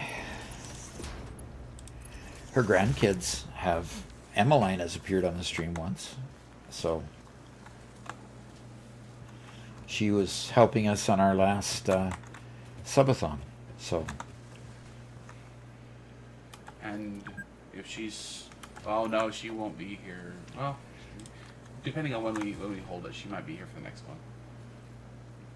Well, don't we plan to hold one sometime in May? We gotta plan stuff sometime. Yeah, things have been a slight bit busy since I've been back from Michigan. Basically, getting back from Michigan, I was behind on tons of stuff. So while I've still maintained enough videos for Robert to keep editing, I have spent a lot of time in the yard with getting things done. Springtime is always busy anyway, getting things tamed in the yard again now that they start growing and need to start mowing the lawn again and all kinds of stuff. So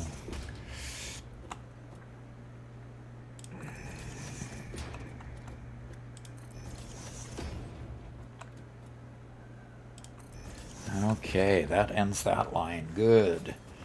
Now I can go up here and put the conveyor finishing touches on it, and we will be making black powder.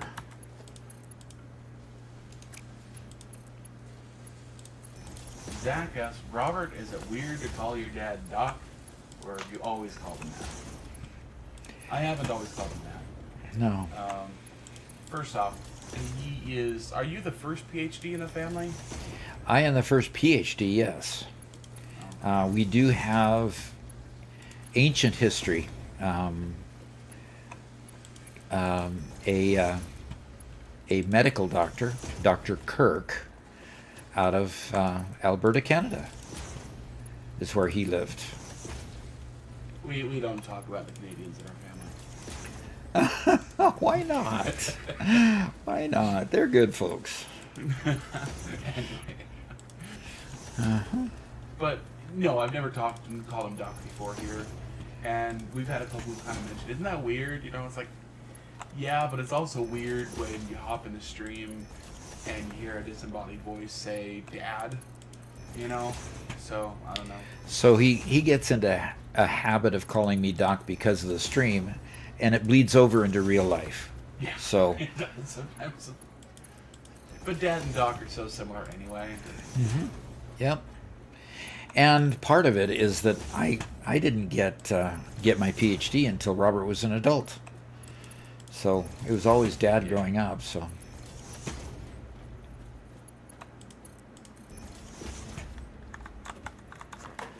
Okay, we have.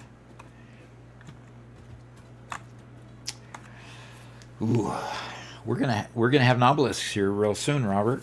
Yeah, excellent.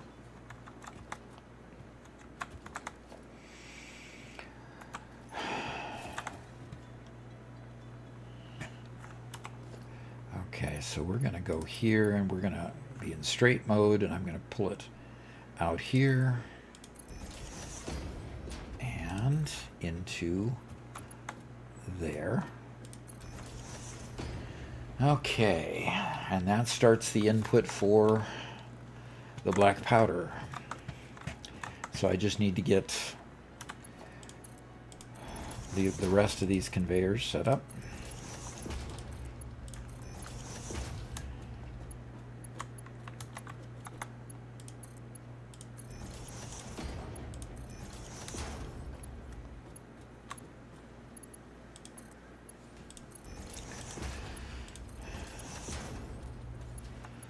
I spent time listening to Captain Steve this morning.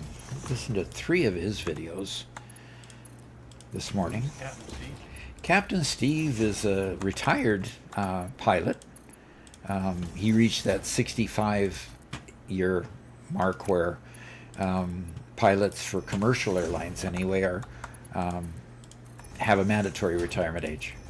And so he's no longer flying, but has a ton of experience that he's sharing online. And he analyzes crash reports, accident reports, and he analyzes certain mayday and air emergencies as well. And so I listened to 3 different air emergencies this morning, or maybe it was 2. I listened to 3 videos, but 2 air emergencies where they the one was had a fire in one of the engines and had to shut down the engine. And with a fire in the engine, of course, you want to make sure that it gets extinguished before it lights the gasoline that's in the wing just above that engine, before it ignites that and explodes the airplane. So it's a pretty critical issue in an airplane to get that taken care of. So they found flames coming out of the engine, and they got it extinguished. But in order to keep it extinguished, they had to shut down the engine. So they're flying on one engine. It's a 767. 767s are older airframes. They're only used for cargo planes now. But this was a 767 passenger plane. Turns out that it was a passenger plane that was just being flown by the 2 pilots, because what they usually call a ferry run, where they need the plane in a certain place, but the last part of its route puts it in another place. So because it was in another place, they needed, of course, to ferry it to where its next flight would take place. So anyway, that's kind of the background of why it was being ferried by only 2 pilots. But they called an emergency, and they got the fire out. But what's interesting about what Captain Steve does is he is very good at helping you understand what the pilots are supposed to do during those kind of emergencies. And that's very interesting to me, because I would have loved to have been a pilot, but that's just not where my career took me. So I listened to one there. One also that had a hydraulic issue, meaning one of their hydraulic systems went bad on an Airbus 312, I believe it was, or 321, I can't remember which. I think 321. So the situation there was that they lost their hydraulics, so they couldn't manage, number one, the front steering wheel, which means also they could not manage getting their gear up, which means they would have had to fly what they call dirty to wherever their destination was, and they couldn't have landed effectively. So they diverted back to their original place because they couldn't get their landing gear up. And he just basically explained all the checklists and things that they had to go through in order to get the plane landed safely, and how the pilots communicated with the ground. And it was really quite interesting, because he says these pilots were a master class in how to do it correctly. And it was just interesting as he explained each step that the pilots went through. So That's pretty cool. yeah, that's what I listened to this morning. And it was pretty cool, yes. So, what kind of things do you guys find interesting when you're just listening just for fun? That might be fun to know. Slappy, first time chat, says Okay. I'm a licensed aircraft mechanic for 40 years. It was a great career, worked both on Boeings and Airbus. Uh-huh. Yeah, good. Yeah, when you're a mechanic, if you're working for an airline or a commercial outfit of any sort, yeah, you'll work on a variety of planes usually. There's very few carriers. There's Southwest, of course, that has only 737s. So there you wouldn't work on a variety of them. But if you work for Delta or you work for American Airlines, they have a mixture of Airbus and Boeing fleets. A lot of times it's so that they can negotiate a decent delivery time, because a lot of times what they call the order book, that's the book of orders that they have that they have to kind of get in the back of the line to get their planes, and sometimes they get 3 and 4 years long before they can actually get delivery of a particular plane. And the reason that happens is because the airline industry is cyclical.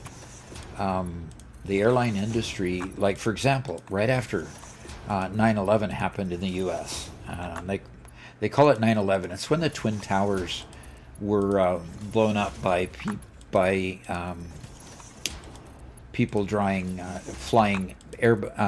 Boeing planes. Actually, they flew them into the Twin Towers. And one into the Pentagon, and then one crashed that was supposedly going to go to the White House, and it was downed by the passengers. The passengers stormed the cockpit and forced the hijacking pilot to fly it into the ground, which I thought was kind of interesting. It kind of illustrates how long it's been. The fact that you're actually having to give context for that, instead of just assuming everybody knows what it means when you say 9/11. Yep, that's so true. And so That was junior high for me. junior high for you. Gosh, I can remember the day I was driving to work at Boeing that morning. That was a bizarre day. It was crazy bad that day. Anyway, so they flew Boeing planes in there, and the industry just basically shut down after that. Everybody was scared for a period of time to fly. So basically, airlines just canceled tons of orders. Boeing went through a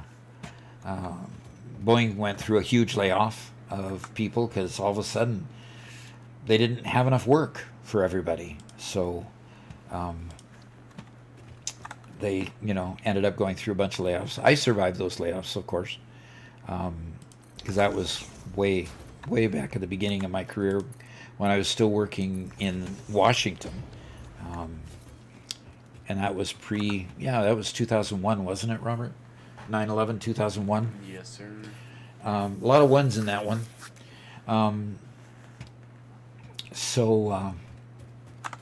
Okay, we're going to get... I need to get pipes.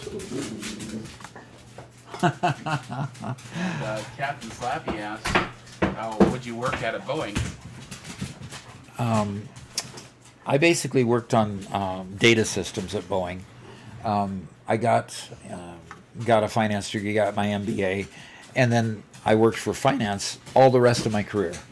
But the problem is, when I was working in finance, they found that I also could talk the language of IT, and the language of IT means that, frankly, they had me working to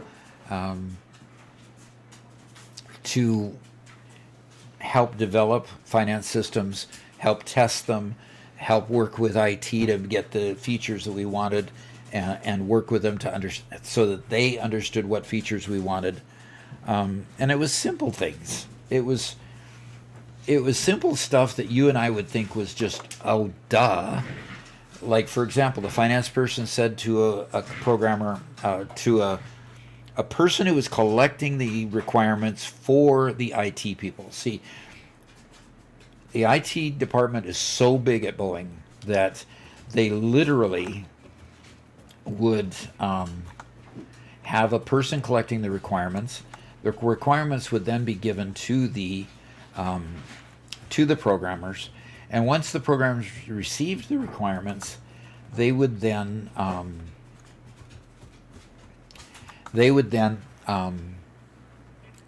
put those requirements in a document. That document then would be passed to the programmers. Well, the person collecting the requirements in this case took a piece of information that says the person at Boeing said if the value in what did you do, Robert? What?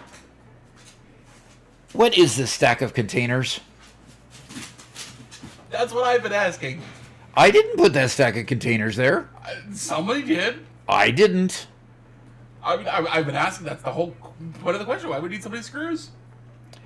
I only had 20 containers for screws. Only 20, huh? That is got to be hundreds of stacked, and you don't even have them linked up. What are you talking about? I didn't do it.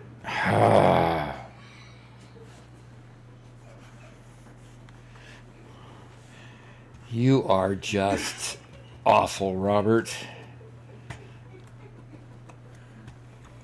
I totally wouldn't spend 20 minutes of stream time building up a gigantic... Well, no, you didn't spend stream time because I was telling stories about flying. So the stream time was taken up by me telling stories about flying. So... Oh, okay, good. Oh, gee. Yeah. That is... Oh, Robert. Did you want to make a point or something? Look, I'm... No. No, you weren't making a point? I think you were. You're trying to tell me that I'm just terrible. Terrible. Yep. And the first time chat from Phantom Racer, he appreciated the joke. I'm sure he did. I'm sure he did. And Garrett. Hello, hello. Hello. I'm putting on my headphones and gonna write. Well, speaking of writing, Kaizen reported that he got your book in the mail. Really? Yes, sir. Nice. Well, I hope you enjoy it. I'm sure he will. It is an enjoyable book. I've got to take a stretch. I'm going to just stretch and I'll be right back. So what's this going on with Genus Sapium? What are all those codes? Yeah, I don't know, but we're not gonna deal with it.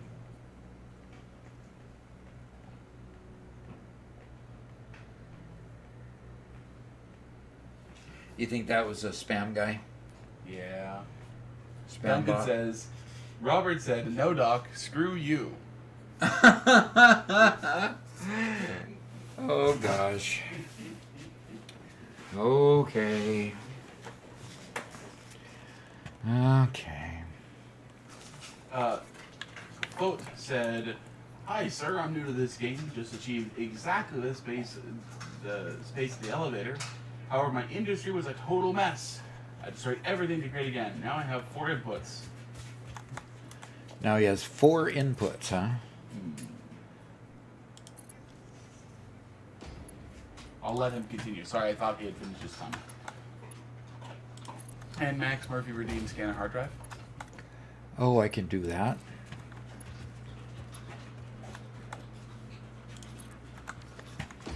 Let's run back and scan a hard drive. Because I probably have another hard drive there that's been scanned and that I could see what we got.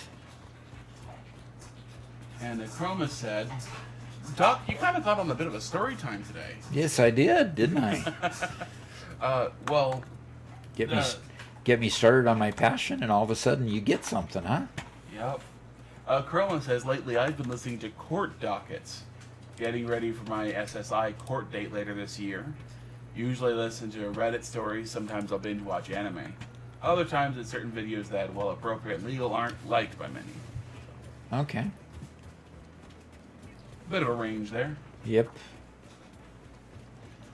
That is quite a bit of a range, yes. Okay. Where I've been struggling, is like I enjoy YouTube, but YouTube always believes that, if you watch one video of that type, you want to watch all those videos. You want to binge all of them. And as I've said many times before, like, I enjoy watching some of like the police body cam videos, but I want that to be like 1% of the videos I watch. Yeah, and all of a sudden you get fed millions of them after watching one. Yeah, exactly. It's like, yeah, that's just too much. Well, this is interesting. While I've been building out all the other things and getting pipes over here so I can make the nobelisks, this line has been filling up each machine has been filling up all the machines with black powder, and the line is still running. 15, there it finally stopped. I've played productive packer. I've built that other line. I've hooked up that other line, and it finally got each one of the buffers full over here, which means the minute I connect these pipes to that line right there, oh, Doc, the coolest. It will start filling up. Video I've seen lately, and it's a couple weeks ago. Somebody went down into the labyrinth in, I think, Crete. okay, And it was one of the coolest things I've ever seen. It's a labyrinth in one of the islands off of Greece that's been around for thousands of years. And it was last used in World War II. It was captured by the Nazis, who used it as a bunker, and then it was destroyed afterwards. And so unfortunately it's not a safe place to explore. It's not a safe place to be down there because more collapses can happen at any time. Plus they had a lot of weapons and explosives they hid down there, which could also trigger at any time. right. Oof. But there's a way, you go in a ways and you're a couple of hours deep into exploring this cave, and you finally get to a spot where basically people for hundreds of years have been going down there and etching their name into the wall. And so he gets to certain spots of the wall and he's showing people from the 1500s scratching their names and dates, all the way through, and then you see a whole bunch of German names, for when the Nazis occupied the region, and then, various teenagers and whatnot since then. And it's just such a surreal point, to see. Interesting. Very. He finally gets to a hall that's where there's a huge collapse, and he's already been climbing through tiny holes to get to places, and you can see just open boxes of scattered munitions, and quite a bit of it has degraded, and it looks like quite a few of them are explosives, and it just got to the point where the guy's like, no, I can't go any further. There's just, the risk is just way too high, and he had to turn back and come home. Wow. But such a cool video. It sounds like it. If I can interject, this is the labyrinth that the Minotaur was supposedly trapped inside. There's a whole Greek story about going and killing a Minotaur Okay. in that particular labyrinth, and it's one of the most famous stories to survive from Greek times. And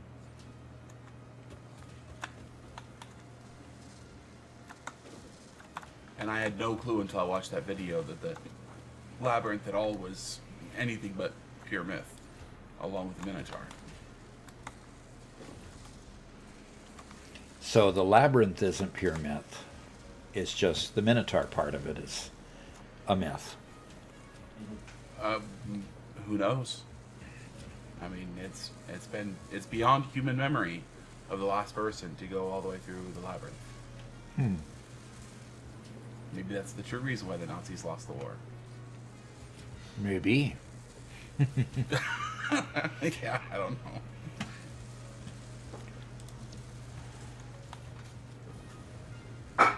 Oh.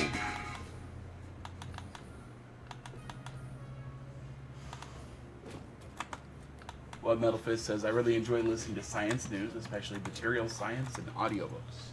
Uh-huh. That's cool.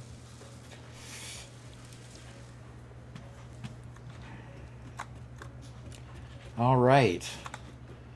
Is Acroma here? Acroma. Yes. Would you like to name a road? A street in our city? I can't believe the amount of resources you wasted creating all of those containers, Robert.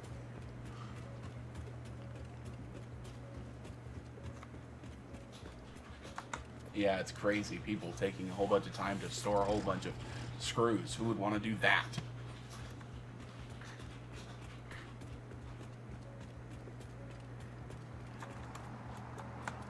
I did that because we know that we need more screws. Robert, now come on, be real. Being completely real, our philosophies diverge on this point. So now you've built a skyscraper of containers. Just trying to be more like you. I can't believe you did that. That is just obscene. I can't believe it took you so long to notice. I kept on running back and forth for more and more supplies to keep building them.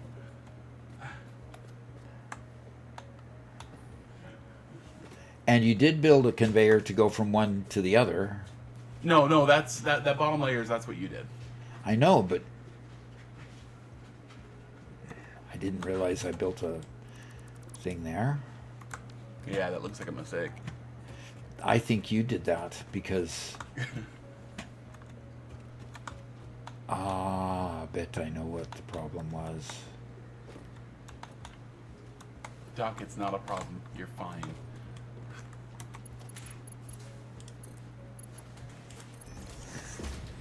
Watch Doc as he pushes himself into the labyrinth. Into the back rooms itself.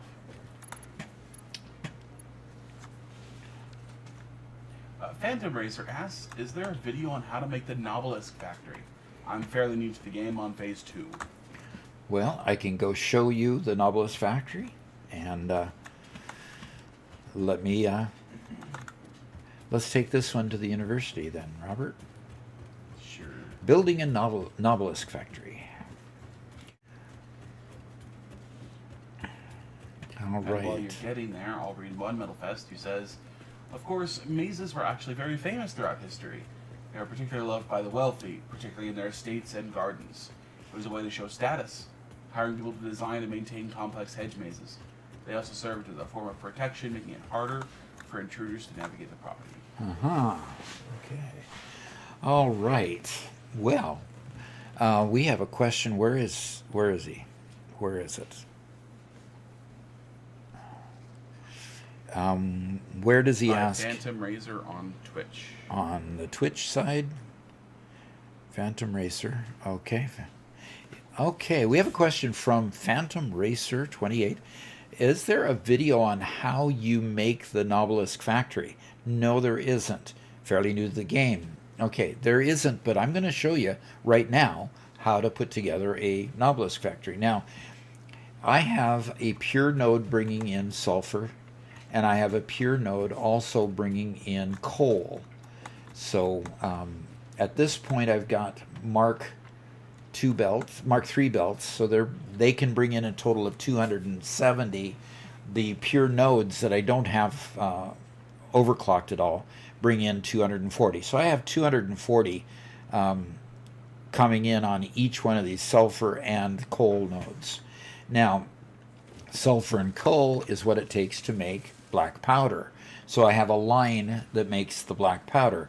Now, this black powder line was running quite a bit longer than what it took to make the nobelisk line. So you see that the output here is totally full. So the next line over is actually making the nobelisks. And you need a constructor for both of these. So as soon as you can find coal and as soon as you can find sulfur and put a miner on those and bring them in, as soon as you can do that, you can build nobelisks. So this right here is taking and putting pipes. So the only restriction you'll have once you can place a miner on sulfur and coal is the ability to make steel. And of course, when you unlock coal, you unlock steel right after that, and it allows you then to make steel pipes. So steel pipes and black powder allow you to make nobelisks, aka pipe bombs, I guess. So the nobelisks are much more sophisticated than pipe bombs because they have electronic controls. They have a detonator that is remote, and you can stick them on your buddy when you're playing multiplayer and go around the corner and blow them up, and they don't even have to see you.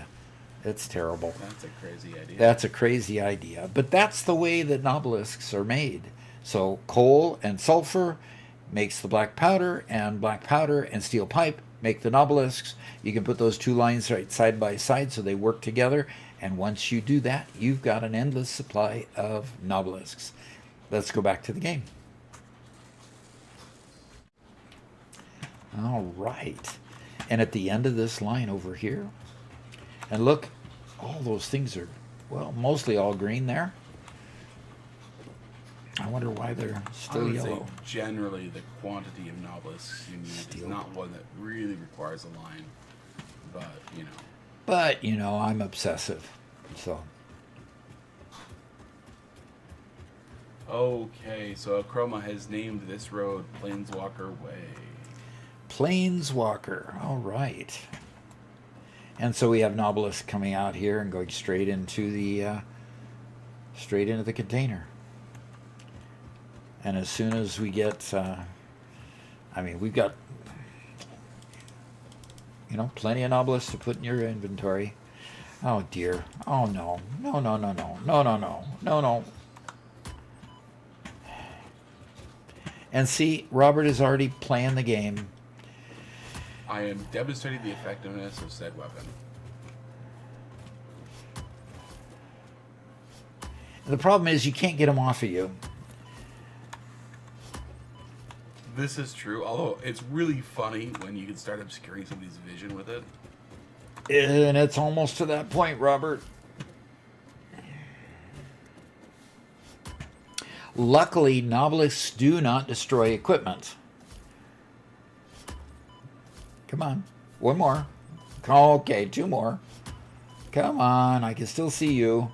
I can still see you. They keep on like clicking to a different location. Okay. You know?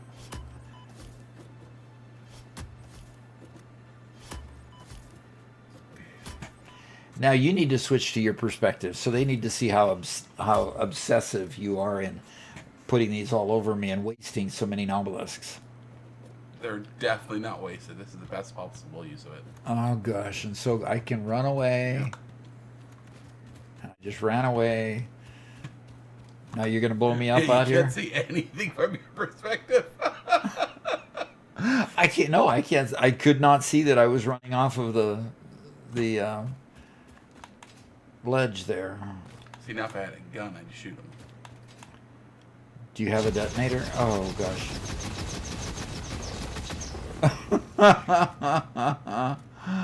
Oh, I'm still rolling. You had some good spin for you there.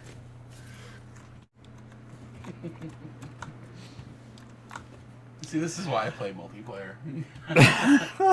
That's why you play multiplayer, is it? Okay. Because it's so much fun. Okay, what they did not tell you on Pax Prosperitas. Clip by Adrestea. So she did a video clip of that, Robert. Very cool. We'll have to post the video clip. And Phantom Racer jumping into water does not help. unfortunately. No, it does not. Doc, we definitely have to get oil up and running for these tractors. They are consistently running out.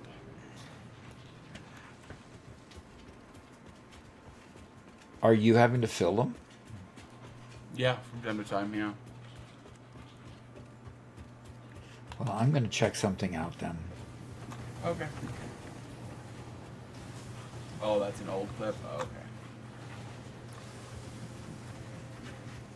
Oh, it's an old Pax Prosperitas clip.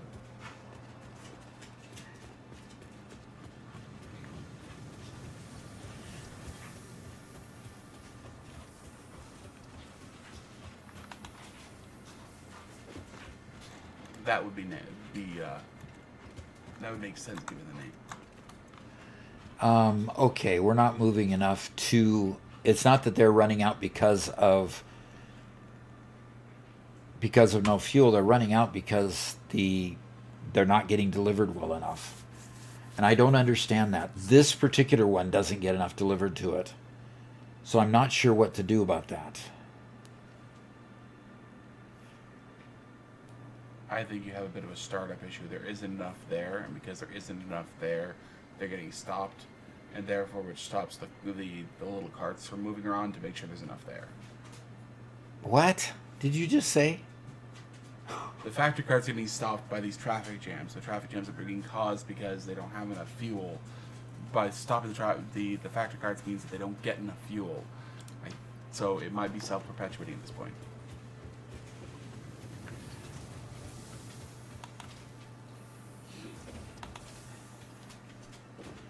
Turn the lights back on, please.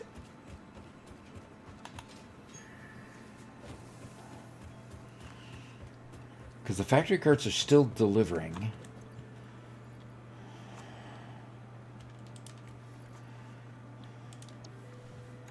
Yeah, unfortunately, Doc, I cannot control the sun without mods. I know. Yep, I know. I can't even pick it up if I tried.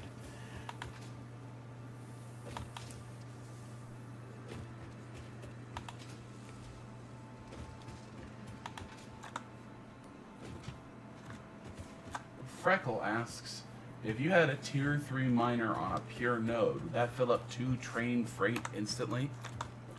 A Mark III miner on a pure node instantly. Nothing's instant. They're as fast as your conveyors are. A Mark III miner on a tier 3, on a pure node. Can you quickly look that up? See what that outputs. I know a Mark II miner does 240. Does a Mark III do 480? That would be it. Okay. Mark III miner does 480. Would it instantly fill up a train? That's the question. Okay. Instant is no. It depends on the speed of your conveyor belts. It also depends on how long it takes for the train to get back to pick up the next load. If the conveyors can fill it up before the train comes back to get the next load, then yes, it'll fill up the train. You've got to get it to the point where your conveyors are short enough that it fills up, and or the trains have enough quantity to fill up the freight station. But there's way too many factors involved to answer that question fully. So that kind of gives you the guidelines as to what fills up first and best, easiest, whatever, however you want to say that.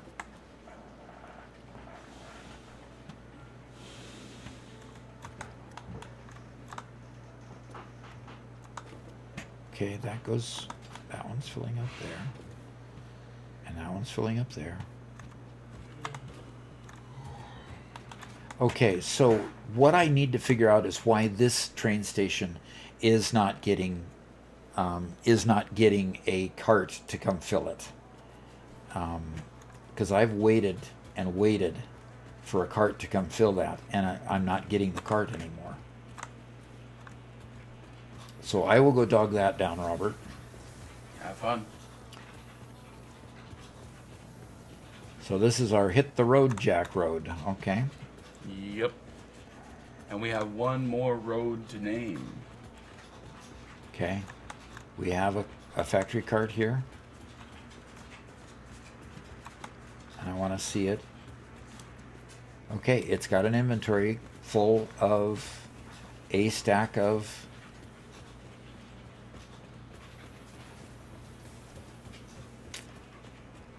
And Soul Reaper just subscribed on Twitch. Okay.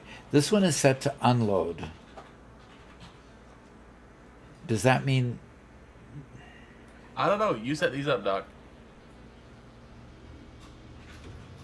This takes from the cart. okay? Okay, it added 100 to it. So And do we that's what loads up all the rest of the truck around here. around this area? Yes. So in other words, I probably need another factory cart. Which means I've got to go to an equipment workshop and fill it up. Oh, we got another. Are you filling up that tractor, Robert? I'm looking for the one that might be out of fuel. It's always the first one at the front of the line. Yeah. Yep, there it is. It's this one that I'm right next to.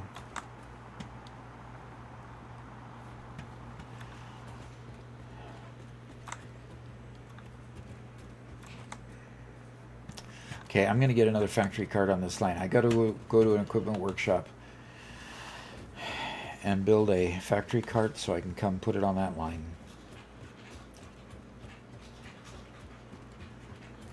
And Mothman Dota says, "Hey, Doc." Hey, They definitely have some other bugs going on, like parked vehicles. Their wheels commonly are still animated, or at least vehicles that are parked because they run out of fuel. their wheels are still running? Uh-huh. I didn't notice that. Only for the ones who run out of fuel. Regular ones stop. Huh. So if the ones that stop, that are interesting. Okay. Well, come to where I am, Doc. Let's see if it shows on your screen too. Because it's quite often different on the host versus the client. Okay. You know, multiplayer. Alrighty, I'm running back. By the way, Doc, are you using the jetpack? No, Why not? I need to go down and get some solid biofuel. Oh gosh. So I'll go get the solid biofuel in a moment. Okay. Eddie- So which one do you see see it working on? No, I guess not. No. But So- on your screen, show your screen. Oh, I just fueled it. Sorry.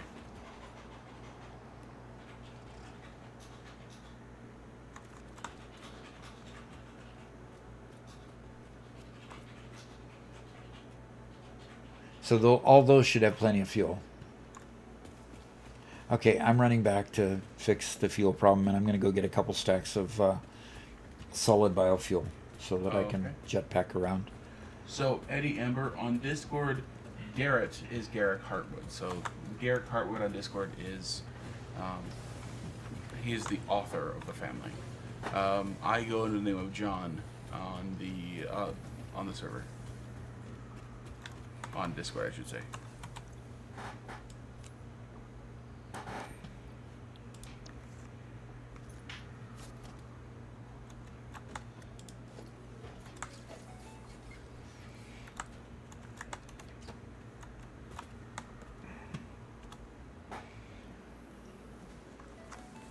Okay, vehicle path. I want to go to load biofuel, and solid biofuel unload is there, and enable autopilot, and jump out. Jump out, I said. And I'm going to go and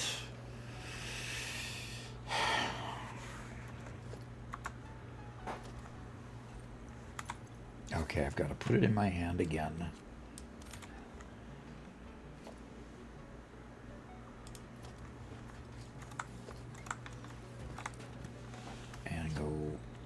factory cart and Q and tell it the vehicle path and go to the load and unload and We very found your bookings on Amazon and posted that link. Okay. And address there, look it up. Okay. And so this is the ad that she got on the page. What? what? What is the ad she got on the page?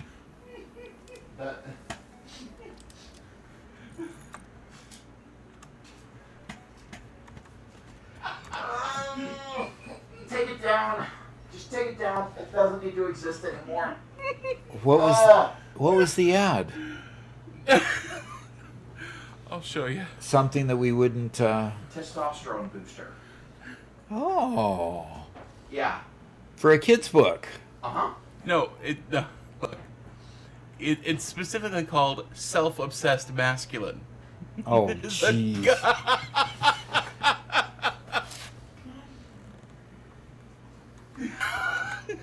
Amazon, come on now, be nice. Well, I wonder if we can modify the listing so that it gives more kid-friendly, Yeah. or even more adult-friendly stuff. It's based on the shopper's algorithm. Oh, okay. Oh, okay. So, do you shop for? Oh, no, I'm not No. going to ask that question. No, Amazon's algorithm is completely wrong. I'm not married, don't have a girlfriend, don't really buy clothes on Amazon, but they still have banners all the time for women's clothing. You know, their algorithm isn't the best. Hey, guy. Doggo found me some high-speed connectors. Doc, where did you put all of the solid biomass? It's still down on the ground, just outside of where it's being created. Okay, because I burned through 2 stacks of solid biofuel flying up and down that tower that I built. I'll bet you did. I'll bet you did. Good grief, that was obsessive. And by obsessive, you mean worth it. Why? How can you say worth it? Your reaction on stream was perfect. My reaction on stream was perfect. Made it perfect. Exactly what I wanted. Oh gosh, that is just, you know, what you might end up doing is daring me to fill them all, and I will if you give me too much of a hard time. Oh, okay. It does illustrate how much you need screws, or how many screws you have loose. One of the two. We're at 17,000 those frames. Versatile framework. 17,000 versatile framework now, Robert. Yeah. So a couple hours of the 36 hours that it's going to take are spent. Elga says, Doc, I installed the game, a few miners and a space elevator, and then suddenly had a strong desire to build a large 40-meter high with 10 floors mall shop. So I did. Okay, cool. Is this normal? Yes. Totally normal. So you might get that obsession to make screws as well.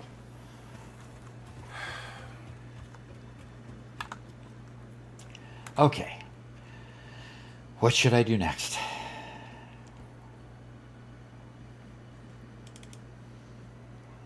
I haven't gotten on to even making a motor factory, which is, my stated goal for the stream. Well, yeah, because you got diverted in making those stupid containers. So go make your motor factory. And I've been making signs and, doing other cool stuff. Yeah, you've been doing good, cool stuff, yes. The next question I have is how we're going to integrate these with the walls of our factory. Integrate what with the walls of the factory? Oh, neat! You've started putting walls around your factory. Yeah, because it's on the second floor, I felt like it needed walls. Well, it definitely needs walls, but you need to extend the wall all the way up to the road rather than stomping it in the middle and slicing off half of that area. Well, yeah, I was doing the front facade. I hadn't gone over that side yet. You hadn't gotten to that side yet. Well, you need to take out the facade that goes between. You need to take out this one and extend it No, they're forward. different factories. That are just going to share a wall. Maybe, Oh, but they're different, totally different factories. okay. See, you're using screws in that factory. Yes. And we've got Mark 1 belts on here still. We have not gone back and upgraded anything. Wow. See, once you upgrade everything, you're going to need more screws. And I've got a solution for that, Robert. I do. Yeah. Using a production line. Right. Because we in this factory operate on parts per minute, not gross quantity that we've stocked up because we AFK for 20 hours. We did not AFK for any of that time. Hit the road, Jack. Plains way. Plain. Okay. Whistles Oops, innocently. I gotta fix that.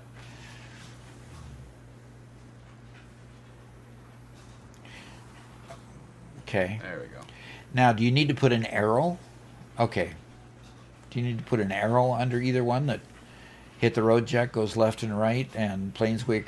Why is that not pasting? A bug? There it goes. There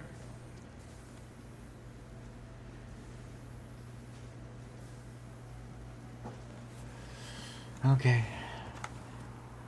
So Planeswalker Way will go straight forward eventually, right? Yeah, I think so. We have one more road to name. Yes, we do. And why don't you flip I to think your... that's for One Metal Fist to name, right? Yep, I think so. Yep, I think that's the next road. So One Metal Fist, if you have a good name for this other road, and this road is the one that heads towards our coal power. And did we also did we name... We've got another road that's going to go out here by our steel factory, go east and Yeah, west. that little baby road there. Right now it's a little baby road, but it'll be bigger. Yep. And Eddie Ember just donated $5. Yep, he did. And he says he's whistling innocently. Or somehow there's an innocent whistle somewhere in there. Okay, I need to take a quick break. Robert, will you take over the stream? And Sure. I'll see you in just a moment. Sounds good.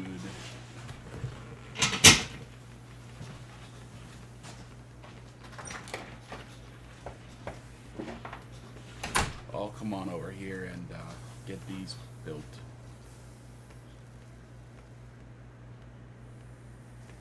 Yeah, see on my screen these things are very jittery. I would love to convince Doc to help me set these back from the road. Get them out of the way.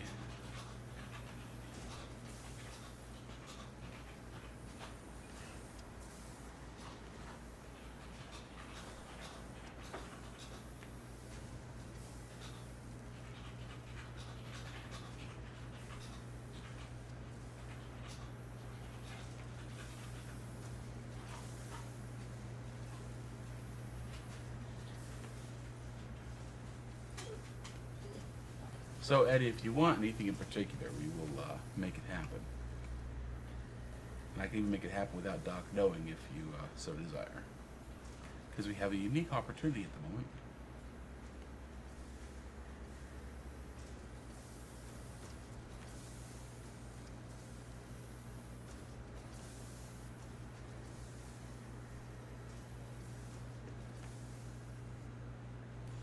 There we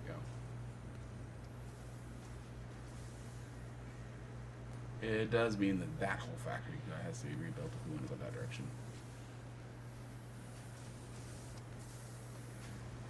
And Mothman Data, we will ask that question of Doc as soon as he gets back. Yeah, Eddie, let me check that real quick.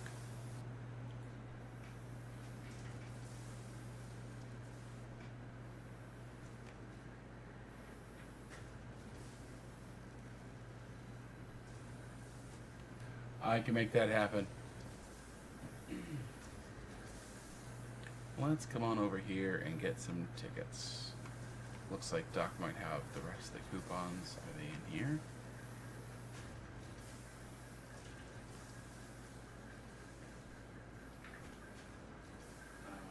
Okay, so the coupons are not being stored in the depot.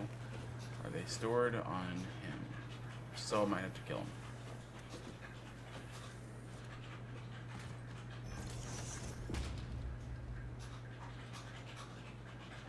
Hey, Kevin. He says, hey, Doc and Robert, what world settings do you have for the seed? Node purity, power consumption, etc.? Well, this is, as you can tell in the top right-hand corner, it is a 100 times space elevator build. And apart from that, we have 50% part cost and 50% power consumption. So things are a little bit easier to build, but we're building a lot of them. Okay, let's come over here to the shop. And unfortunately, I don't have very many. I only have the 4 tickets, but we can look for... Where is it?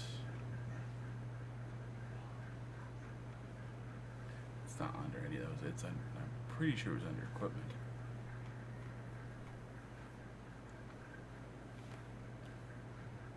Oh, excellent.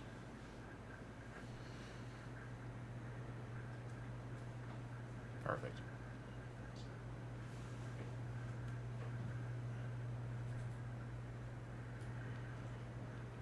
And as requested,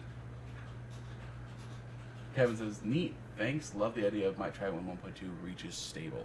Yeah, so far it's been great. Really enjoyed it. It is a long process to make it work. Okay, I have my headset on to see if this is actually functioning. You guys won't be able to hear it because your sound still comes from Doc, even though I'm here. So, let me make sure the sound is working.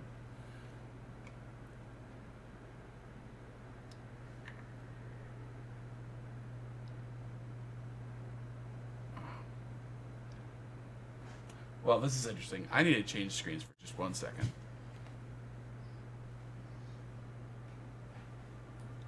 Okay.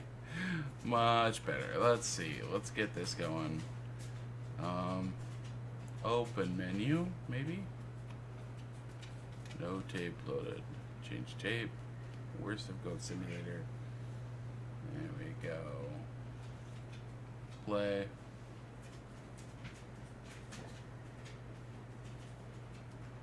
I don't hear it. That might be my sound settings. That just says pause. Okay, that's play on the left hand side. And then put down move box. Let's say middle mouse button. You can put it right there. Okay. It doesn't look like it's playing. I can't hear it, so let me check my settings just to make sure.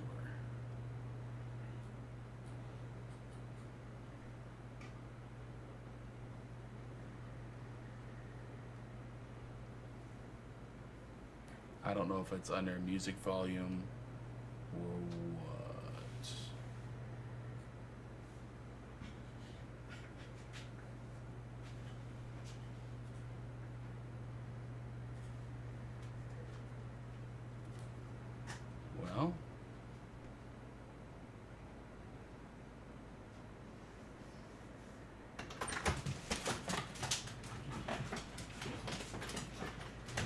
Well, hopefully that works. I'll check on it later if it doesn't. Oh dear. Hey, Doc. Oh dear. I was showing off the tower. You're what? I was showing off the innards of the tower. Yeah, but you dropped me down in the dungeon again. Really? Yes, you did. You knew you did it. Whoops. And you say whoops? Oh, gosh. Oh, I should have taught my son better. But obviously I didn't. Obviously he needs more education. Oh, okay. I think the half part cost applies to that as well, it looks like, Eddie. But, so yeah, where's Spencer when you need him, right, Ruben? I don't know which direction I'm going. Let's go try this direction.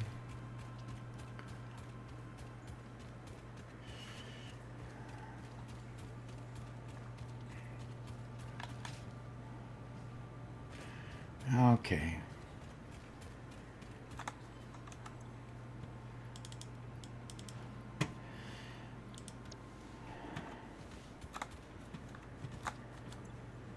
Okay. Well, obviously you collected a significant amount of biofuel because it filled up an entire container down here. I think it was just some we hadn't counted on previously because I didn't collect that much. Okay. And Bacon's here. Hello, hello, Bacon. Hello, hello. And Eddie found me 22 more rubber, Robert. Excellent. He only has- Someday we he only might has make to some do- progress. Yeah, he only has to do that 8 more times. Perfect. And We did have a good question from Mothman Data, yeah. and I think it's a good university question. All righty. Well, let me identify where Mothman Dota. Dota. May Yeah, I- Dota, not may I- Dota. okay. Attempting my first mega factory, and I'm allowed myself extra room for everything, but I'm still unsure of how I should lay out the different production lines and production floors. Okay, let's take that one over here. It says, okay, we have a question from Mothman Dota. I'm attempting my first mega factory, and I'm allowed myself extra room for everything, but I'm still unsure of how I should lay out the different production lines and production floors. Any suggestion? Well, I think the question is driving to how do I make it so that my production lines, when they get done producing what the particular line wants to produce, how do I get it then to the next higher level component conveniently and easily? That is a challenge because no matter how well you lay it out, your later production has you moving it from one place to another place in your mega factory. The biggest challenge that we had when we created our first real mega factory in 1.1 is the logistics going from where we produced it to where we needed it. That is a big concern. So what I've determined later on is that we would put a logistics floor between each floor. So we'd have a floor like, first floor. We'd have a logistics floor where we could move product around when we needed to move it across the factory. And then we had the next floor above that logistics floor. That allowed us that if we needed to move it upward, we had room to move it upward and then move it sideways to get it up the right location and right place. We also dedicated the edges of the factory to going vertical, okay? So the floor between would go horizontal. The floors, the extra space on the edges would allow us to have verticality, getting them up. So by combining those two, we found it very convenient to get things across and up and down from floor to floor. It made it work pretty well. So that's what I would suggest is vertical space and horizontal space to move your product around. And that allows you to just build out your production lines as long as you need them and leave extra space at the end of your production lines to expand them later and still get your product up and down and sideways when you need it. So hope that helps, and let's go back to the game. Uncheck the mute music option below the music volume. Is he telling that to us, or is Root responding to somebody else? I was trying to re-enable music on my screen because I had all the audio settings all wonky for filming. Okay, so this was for your pleasure. It was for my pleasure. Okay. Have you already picked up something else? Nope, not yet. How often do the doggos pick up their stuff for you? That's a great question. Yep. And I have a couple more ideas for shorts, Robert. So as soon as you can write those down. Let's hear them. I think we ought to make a short on every product that's not required in the game, like creating black powder, creating the next thing from black powder, which you have to have oil for. You actually have to have a form of the oil. Making explosive rebar, making the guns, making the munition for the guns. All those things that are never a requirement for the game, but are useful when accomplishing other tasks, mostly like exploring.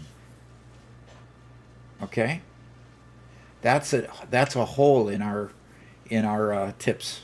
Okay. Line, Now, we definite. did do a video on weaponry and nobelisks, Right. but that was specifically focused on there. So this is just saying, here's all the stuff that you might completely skip, or might want to completely skip, or might have completely skipped. Uh-huh. And this is how to make them. So what we did in our weaponry one was we showed how to use it. We didn't show how to make them. This is true.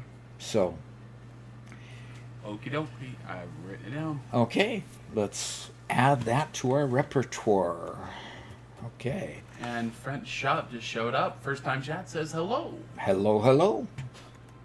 And smokeless powder and batteries are good additions to that list. Yes. Well, except that you don't use batteries much anymore for That- anything. yeah, that's to the list of useless items. Oh, to the list of useless items? Yeah.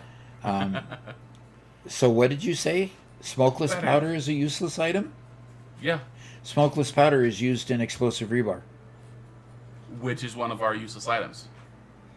It's not a useless item. It's very useful. It's just not used for a requirement or a tier.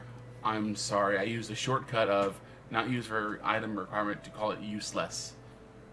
Oh. Okay. While it may be very useful, it's useless.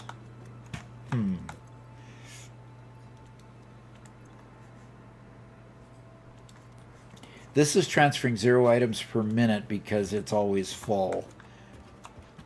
Which means that we need a sink if it is full. So one Metal Fist said, did you know that forks are actually much closer to our time than people think? They only became popular in the 15th century, mainly in Italy, and slowly spread across Europe. Before that, people mostly ate with their hands, knives, and spoons. And even when forks first appeared, maybe thought they were unnecessary or strange. Uh-huh. So when people tell you to not to eat with your hands, you can tell them forks are actually a pretty new invention. Yeah, they invented hands a lot before, a long time before they invented forks. Yeah, that's true. I wonder why the Italians who invented pasta and have lots of pasta dishes would ever have use for a fork. Oh yeah, no kidding.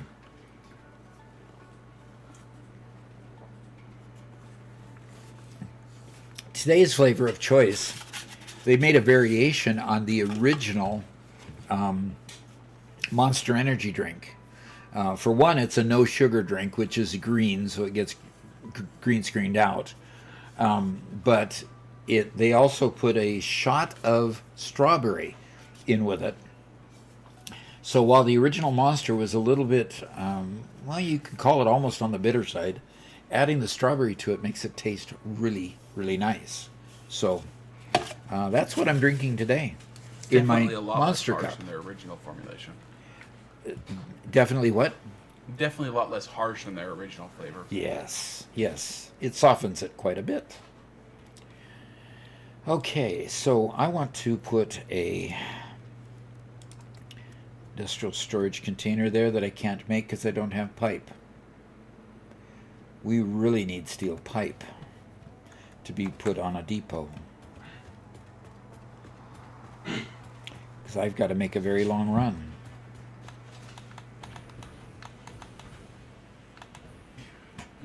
Ozroy says, almost certainly was just trickier to make a fork versus a spoon.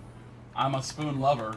They outperform forks in almost every application. Don't at me. Uh-huh. That's why they made sporks. Sporks. Yeah. a term popularized by Kentucky Fried Chicken. Put jagged Right. edges on the front of this of spoons, and you can use it as a spoon or a fork. Kinda. 1980s TV dinners. Yeah, there you go.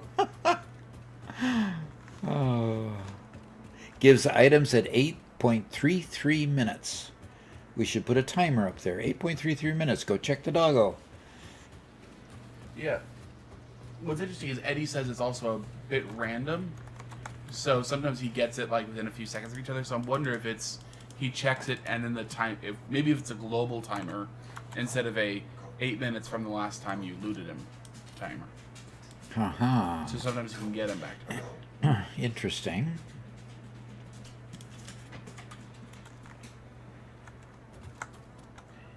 And Bacon likes the road signs. I appreciate that. Hey Bacon, because nobody else responded, we have we have a road to name. Would you like to name a road?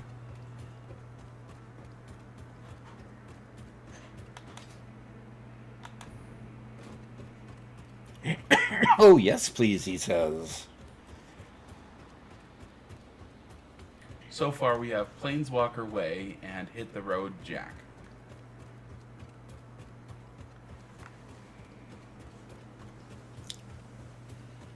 And you would be naming one of the east-west roads. Spaghetti Highway. There we go. We'll use that for the road that Doc made. For the road that Doc made? In other words, the one that has to go up and down over rocks?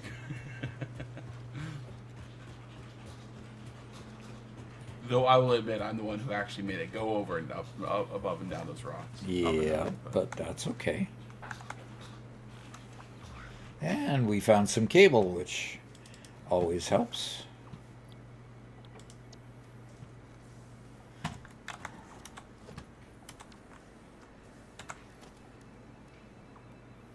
Okay.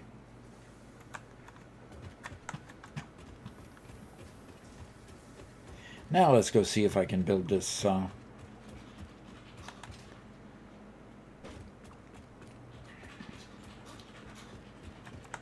I want to put the container right here. Yes. Mercury says, Doc, in the future you should play a Satisfactory save where you can only use load balancers. No Ooh. manifolds. Ooh. That would be rough in the late game. That would be very rough in the late game. I don't know that I'm up for that.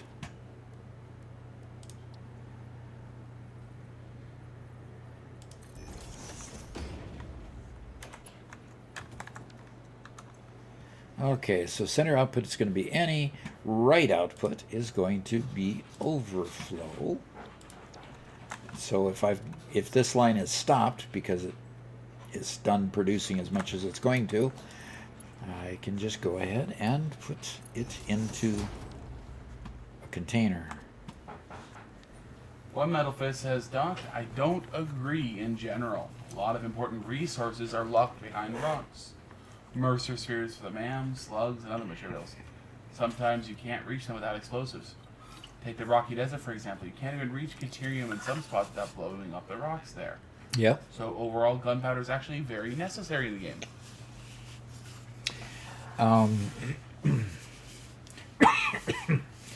Yes, that's true. Some you can't get to. But a lot of people will then just go somewhere else to get it. So I never needed any explosives. In fact, I never collected any slugs or Mercer spheres or summer sloops in my entire first playthrough. I went back to look at my first playthrough.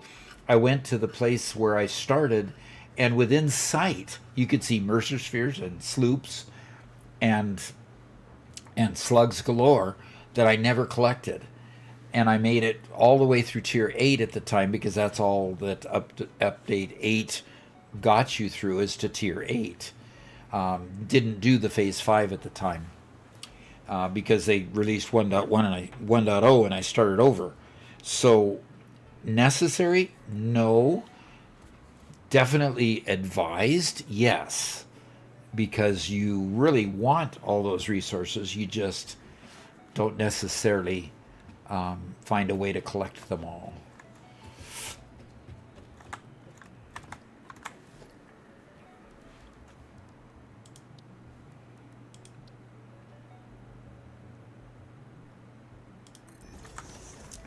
Okay, I'm going to go up here, and I'm going to put a smart splitter up here too. And up here, and put it right there. And I got to get close enough to program the thing. The right output is going to go overflow again. And I'm going to put this to there. So now I've got stator overflow as well.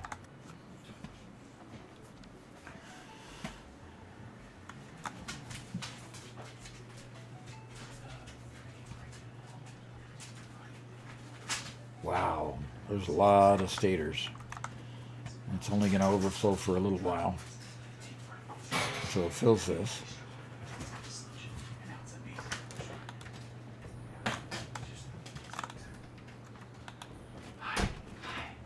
Hi, hi. Why are you whispering? Because we're talking about monsters. Hi, Sam. The tail motor just. You could run power plants off this guy. Yep.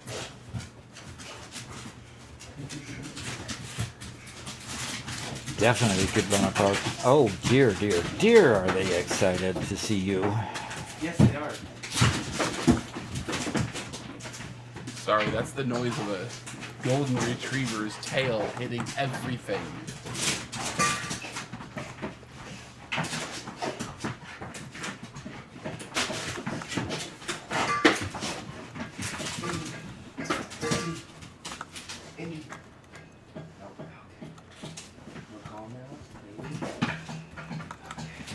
Please calm down. Please calm down, Indy.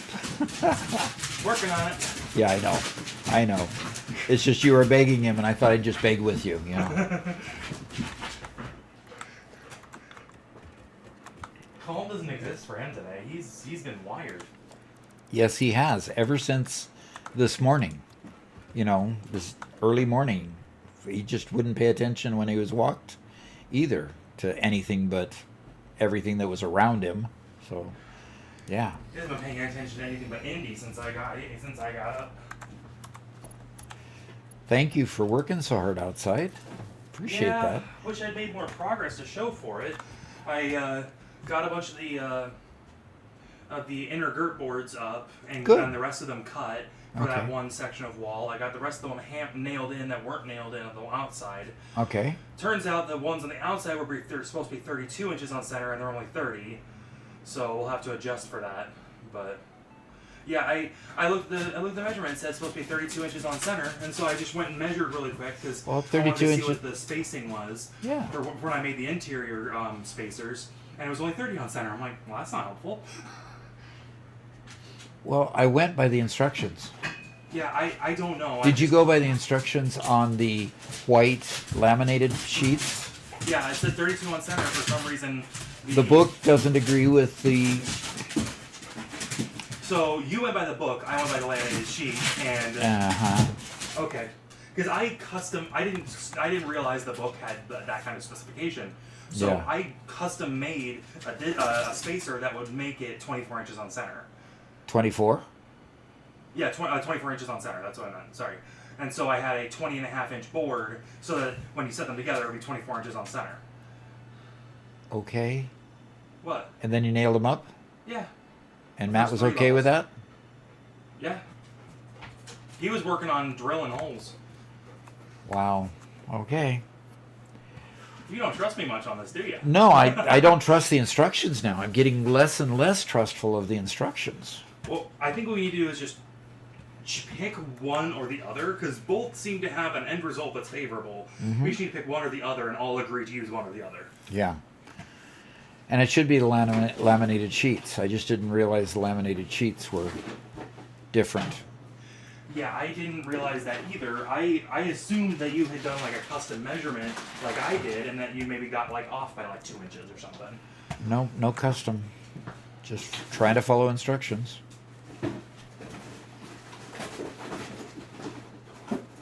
You can tell which one of us plays Satisfactory and which one of us plays Minecraft. Okay. Doc, I want to fix our transportation system because this is just, it's just going to keep breaking worse and worse. Well, the thing is, I don't agree with your supposition on what happened. So what is happening? What is happening is we have a dozen vehicles and they're always congested, and we need to relieve the congestion. Okay. Oh, you're talking about getting something I've already agreed to, getting them to have their own path completely off of the road. Yes. Okay, that I'm totally okay with. Okay, second to that, can we stop storing 3 storage containers of every product here? I think now you can, Thank you. because at the beginning it was simply a matter of I hadn't had the lines to connect those two, so I wanted to store up a bit of a backlog. So, yes, you may get rid of those.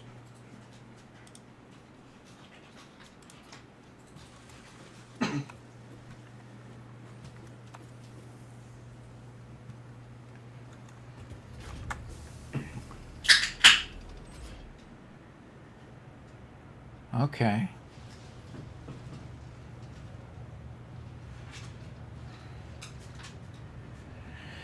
Okay.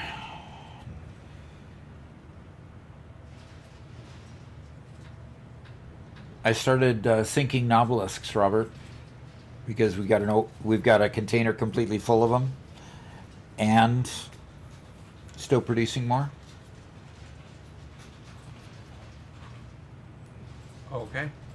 So I started sinking them, and we went from 20,000 to 33,000 points per minute. And I'm waiting for it to calculate it the next time to see if it even goes higher.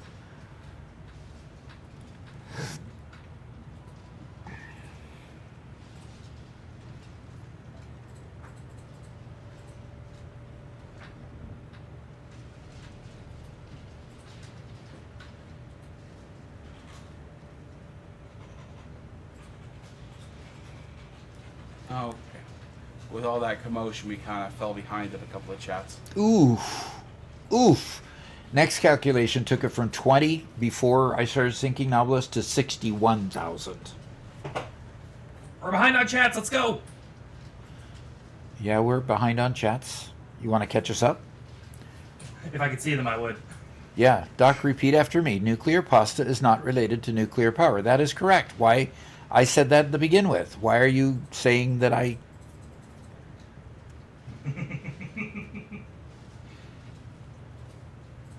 So, Blood Metal Fist, in response to the previous comment, Nice to see you early in the morning. Go ahead. I'm sorry. says, you get that he says, yeah, but again, you get that it just made your life harder. If you tell people it's not really necessary, you basically set them up to struggle more than they need to. People look to you for guidance. You say it's not necessary, they'll assume they can skip it. But that'll just make things harder for them later. So when we make the explosives ones, we need to be very clear. They're not required for any tiers or phases, but they're extremely useful in achieving tiers and phases, and are oftentimes They're like utility items. are oftentimes just overlooked because people don't know that it can make their life easier. I didn't.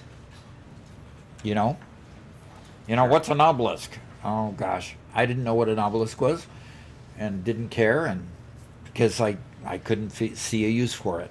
Well, we're going to show people that there's a use for it. Very good. That's actually quite good input on making the tip. So thank you. I think he's still objecting to the term useless, which is fine.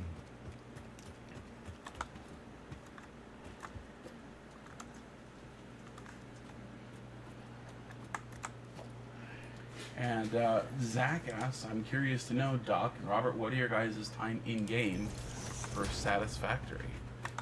Gosh. Do I need to go do another check, Robert? I think I need to, huh? Up to you.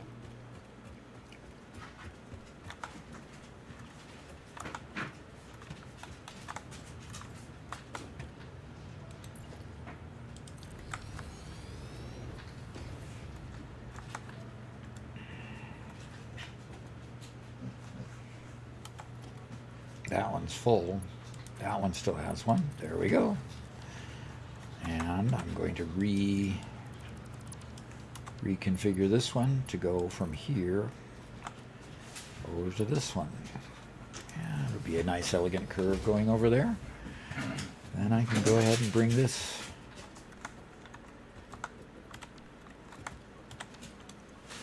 and I've already, okay, right, this way it's a left output, goes to overflow.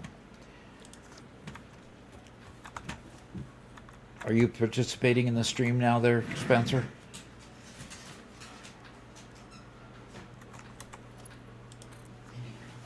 Sounds like not. Yeah. No. Hey, no.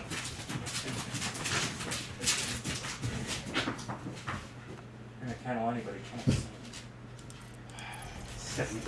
Where did the little bar go that that locked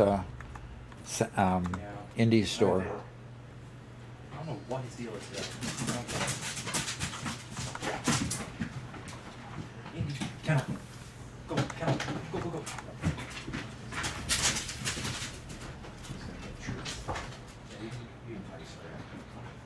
Sorry, guys. We can't handle this dog, and we'll get back to everything. Kennel, go. Indy, kennel. Okay. Doc, were you looking up your game time? I wasn't. Let me get to where I can do that. All right, Steam game time.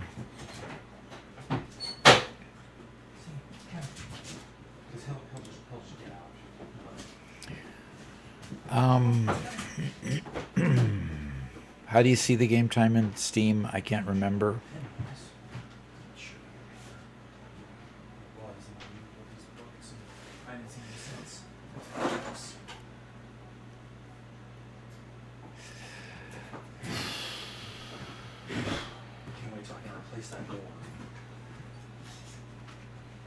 What do you need to replace the door? I'll take care of it. The door on Sammy's kennel, Yes. the one that has the pin that's kind of busted. Yeah.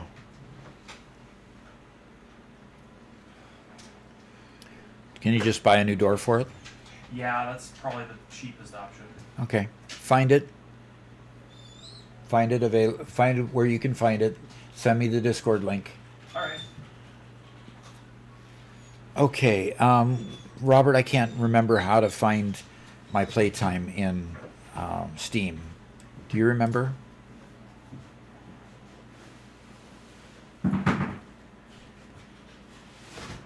Is Robert not over there anymore? I am. I'm looking it up. Oh, okay. It should appear right next to the game, if I remember correctly. Look at the green play button. Yeah? Just to the right. Oh, there it is. My Steam play is 1,282 hours. Okay. So let's... Okay. Okay, Steam. 1,282 hours as of today. Okay. Let's move that over there. And now I gotta check Epic. Epic is where I started, because the first game I had was an Epic instance of it.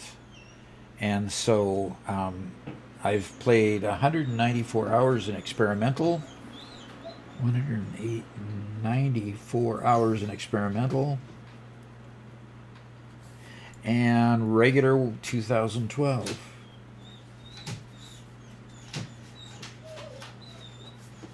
And if we total those up, it comes to 1018 4 3,488. So just shy of 300, just shy of 3,500 hours at this point. Cool? Yeah, that's cool, I think. And I'm at around 1,500 hours. Okay. And most of that is editor time, setting up sets and filming for background and a lot of stuff like that, right? Or is it mostly playing? I'd say it's probably about 50-50 Okay. between the two, because I've with the Mega Factory world and this world, we've played plenty together as well. So. Okay. And I played a couple hundred hours before you even got the game. Yeah, you did. To be totally fair there, yes.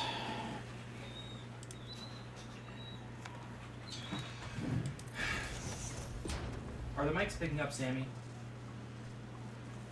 Not really. Okay. I'm not gonna worry about it yet. Okay. So, left output in this case is any, and right center output is overflow. That way it will only send pipes if that conveyor is full.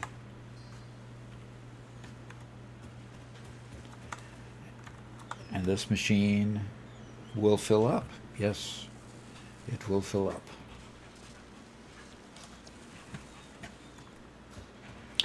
Which means, yeah, I have a significant number of pipes going through, but still, okay. Very good. Only want to, okay. So, Doc, we have Yes. a storage area underneath. We have area underneath our platforms. Right, and there's I a think if we want to storage. attach storage units to absolutely everything, let's throw all those down in the basement where we don't have them Into be nice sinks? for. Okay, what? Okay, obviously you're saying something different than what I expected. What did you ask?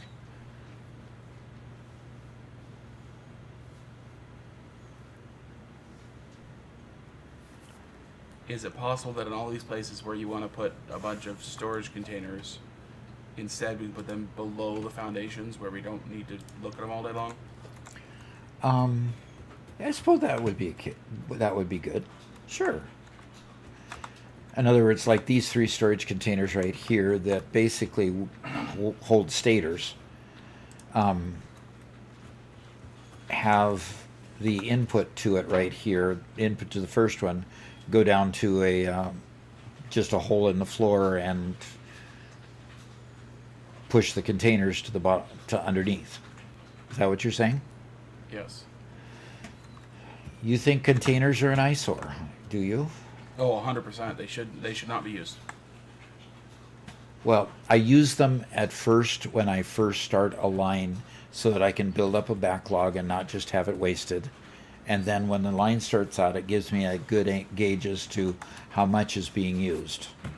And this one looks like it's a straight throughput. It's still building up in spite of having... Tell me how that theory works with your twin towers over there.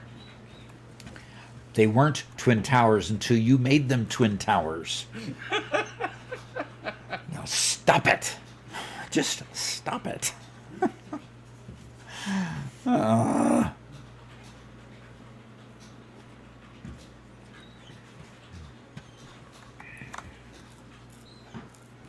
Bacon says, Doc, you're at 145 total days in this game. Only a half a year. Gosh, I've still got more to go.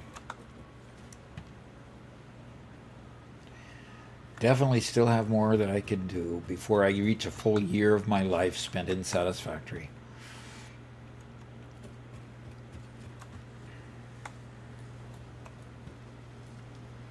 Stangobrel says, oh my gosh, Doc is live. Yeah. I only saw you in tutorials. Yeah. We've been live for a year and a half now. Actually, not quite a year and a half. We started live about April or May of... Gosh, has it been 2 years? Oh, it's been more than a year. The longest no sleeping challenge Doc has ever done. He's doing really well. Okay, that doesn't make sense. Yeah, Zach, Doc is over 3,000 hours, and I'm around 1,500 hours. Yep, we just added it up at 3,488 for me, plus whatever I do today. So we are doing well over here. The only thing we could add to this is DNA coupons, DNA capsules.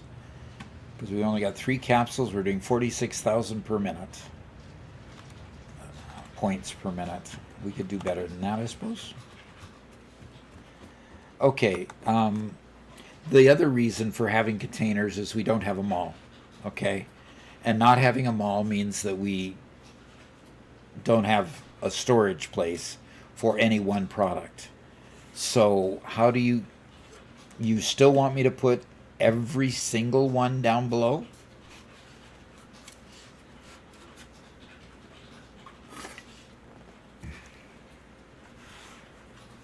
See, it's also just somewhat preventative, because I know when I say, fine, we can have one storage container becomes 3 storage containers, which becomes 10 storage containers. You know? Oh, look, there's 3 right there. See, It only right there. became There's 3 because that one filled up, and I needed a couple more before I made the line that used stators. 1 became 3. See, this is what happens. Okay. And we know that 10 becomes Twin Towers. Okay, Mr. Obsessive. Yes, you are the one that made them Twin Towers. Do remember that fact. And Bacon says, why have 10 containers when you can have 20? Exactly. Of course. See? And This I is only why you had don't let 20 Doc of have containers. I only had 20 up here until you added to it. And how many did you create? Only 20. Oh, you only created 20. I only had 20. Oh, jeez. Doc, I just had to go to check, okay? I played World of Warcraft for many, many years, okay? I think like 6 or 7 years, okay? I have 282 days in game. Okay, you haven't made it to a year yet, Right. so And you you're should already still up be to playing. half of that in just 2 years. Now, I also didn't monetize playing that game. That's true. You know, if I had monetized it, then I would like, who cares? Yeah, because it's making me money, right?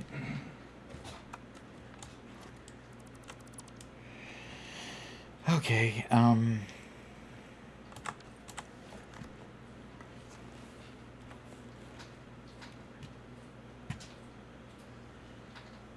Root says, still at over 3,000 hours of Satisfactory, you're only 30% of the way to true mastery.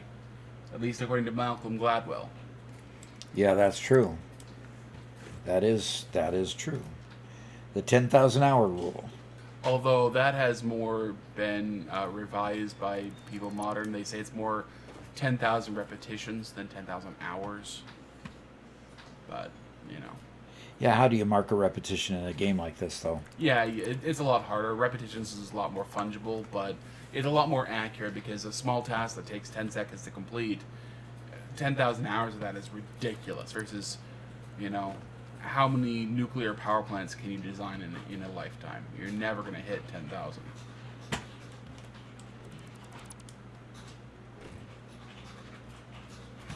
And Guillermo asks, how many players play on your server?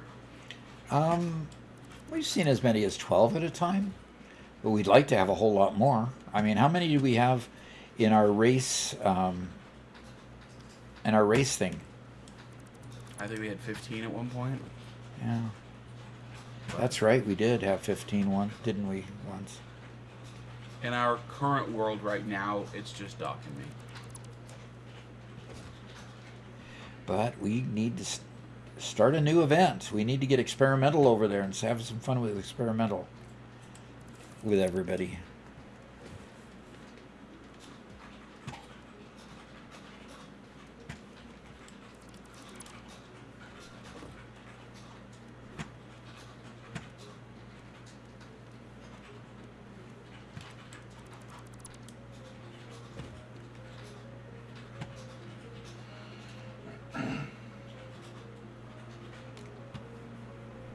Okay.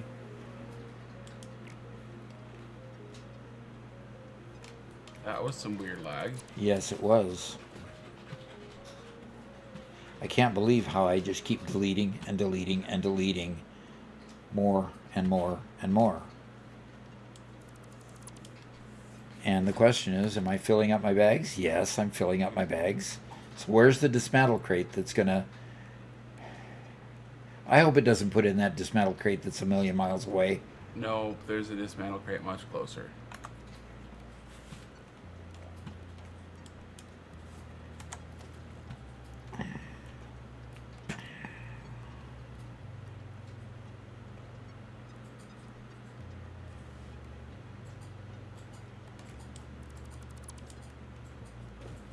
Okay, now what's going on?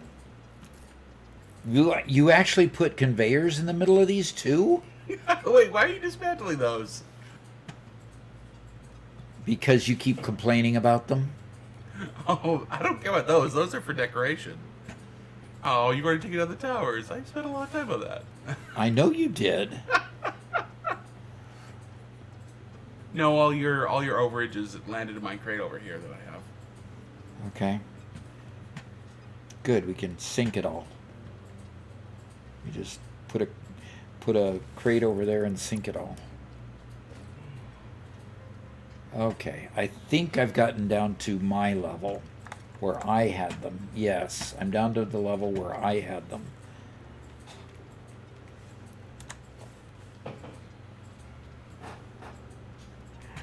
I think I've done as much as I can without disrupting. I had to rebuild most of these lines just to kind of get them out of the way so I can start building stuff. I think I've done all I can without disrupting anything. Okay. I guess the next question is, if I were to delete a truck station and build a new one with the same name, would the trucks immediately reconnect to it? I've had trains reconnect to it. I would hope that the trucks would as well. Where's the dismantle crate that is closer, local? Do you know? On top of my lookout tower. On top of your lookout tower. Okay. And you want the dismantle crate to stay there? I don't care. Eventually I'll take care of it, but...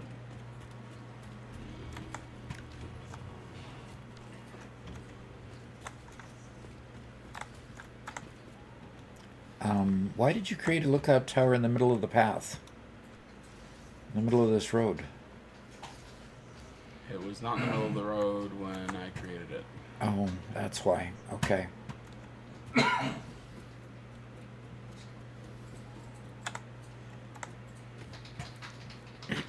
So based on the fact that the trains...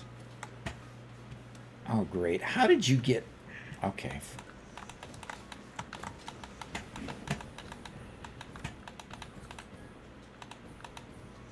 How did you get the crate up here? Is this where you were deleting things? Yeah, I was standing up there when I deleted a bunch. I deleted like 3 or 4 or 5 industrial storage containers full of stuff. So, yep. So, Doc, while you're up there, look over the edge. You need that skyrise to go with the roads. Eddie, explain what you mean by that. The tower. To go with the roads. What does that mean? You know, we have this nice road for our city. We need skyrise buildings. Oh, yes. Okay. Okay, so Doc, can you see me running back and forth along the road? The new road that I just made. It's trying to see where... That's the main road. Turn around. Oh, this road? Yeah? Yes. What about okay. it? Can you move so you can see it a little bit better? Okay. Yes. Good. So my thought is that we'll create... This will be it'll be a one-way road that vehicles can come in this direction. Okay. And they'll kind of hug this side of the road. I'm repainting it. Don't ignore those lines. Okay. And the truck stations will all be lined along this side of the road, and they can dive in and out as they need to, and they'll come out. So it'll be a bit of a pit row. Okay, but won't we have the same problem? Okay, are you going to put the put them sideways in the road so they come along the one side, go in and out the other side? I wasn't going to because I don't think we have the space for that. Okay. But I don't think we're going to have as much of an issue. First off, I'm not super worried about the trucks we currently have. I'm worried about all the new trucks we're going to add that aren't going to these stations, who just need to pass the road, that currently have to wait on them to be able to go down the main road on hit the road jack. Okay, so in other words, you're going to delete like every other one, like the two that conflict, like that I'm pointing out here, or like those two that conflict where they wait for them. My goal, I'm going to take all of these off the main road. All of them are going to be turned around and put on the side road here, Okay. with the purpose of getting them off the main road so that no truck has to wait for somebody to get refueled Spencer, would you? on the main road. Yep, I'm actually going to be taking them out, so I will be gone for a little Okay, it's a bigger person, so that's while. probably why they. I saw Ben walk toward the door, so Oh, okay. assuming he was in there. Well, he's a bigger person, I guess. He might fall. Not an adult person, but a bigger person. Yep. All right. Well, I'll see you when I get back. Okay. Ready to go?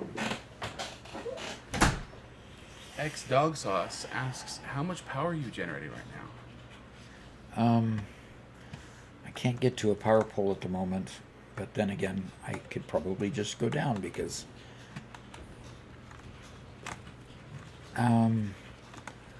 Okay, where do we have a sink where I could just throw things so that I can get rid of? Here we go. We can put a sink right here.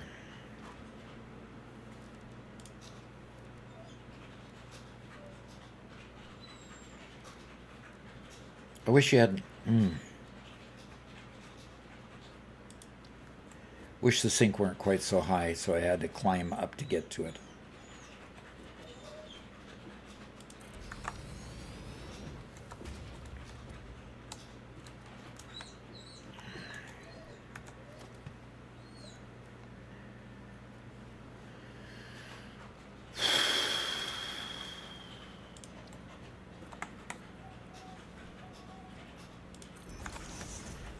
Okay.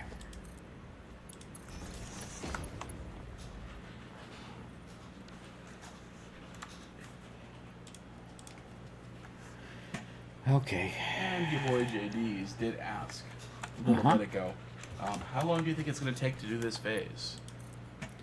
Well, the phase that we're creating 145 versatile framework per minute, and at that rate, it'll take 36 hours of playtime just to get the versatile framework done. So this phase is going to take at least 36 hours of playtime. Now, the others are only 50,000 and 10,000 versus the 250,000. So we'll have to see. Oh, come on, Ed, you got to work harder than that. Okay. So I think it's going to take a week or two to get done with this phase. Yeah, you're probably not wrong about that. Yep.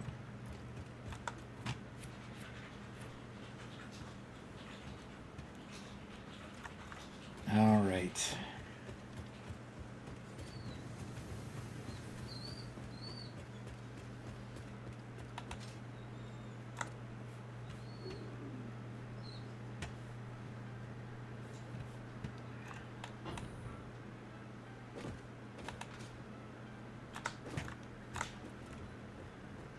I'm having a hard time getting these new paths to curve properly. They don't want to curve to perfect 90s. No, they don't. And that's You have to really keep difficult. moving farther to get it to the point where, yeah, it gets it almost to 90, but it won't stay right on 90. You get it to almost to 90, and then, you call it good at that point.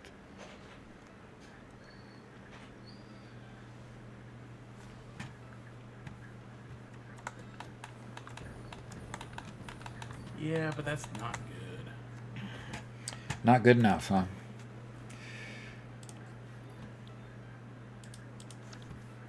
no. So for some reason, this path, the conveyors are too low, and so this path thinks that it has to go over the conveyors, because we're using the universal path instead of using the tractor path. Oh, so those conveyors going over the road, it thinks needs to. Let me show you my screen.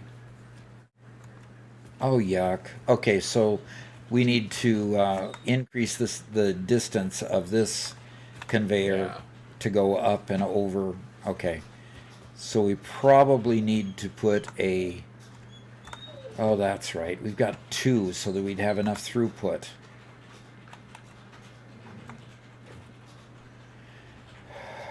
Can you put a splitter on top of that lift? Okay, fine. Put a splitter on top of the lift so that we can... In what? Wow. Okay, so it's 2 different lifts. Yeah. Okay, I got it.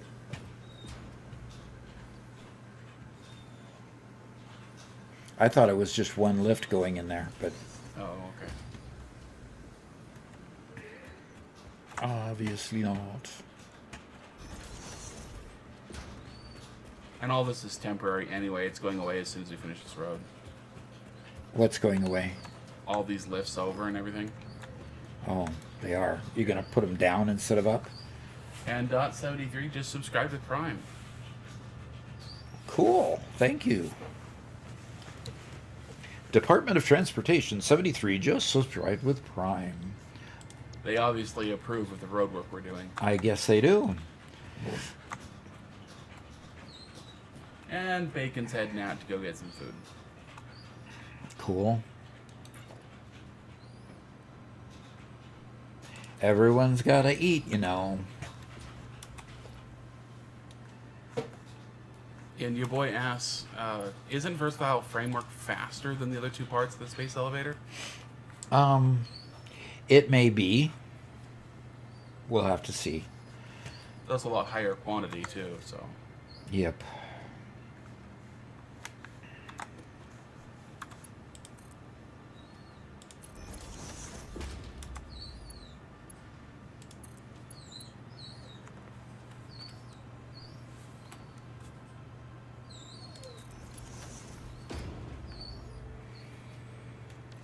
All right. Now we've got the twice the output here, so hopefully it can keep up a little bit better with me needing to empty things quite so fast. Then again, I could always put another container on it.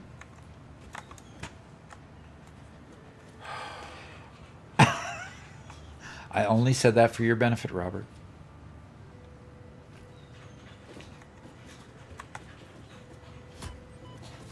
Oh, stop it. Please don't do that again. Doc? Doc, I only what? hurt you as much as you hurt me. No, I don't ever kill you. You caused me great emotional distress. Emotional distress. Did you move this? Did you move this? Why do you ask? Because I can't reach the container now.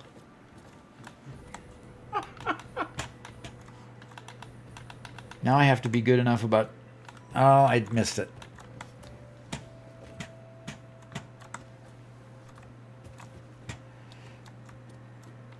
Yeah, I had to move again to get it out of the road. Thank you. Explode them, please. Stop it. Oh, you're driving me crazy. You're driving me crazy.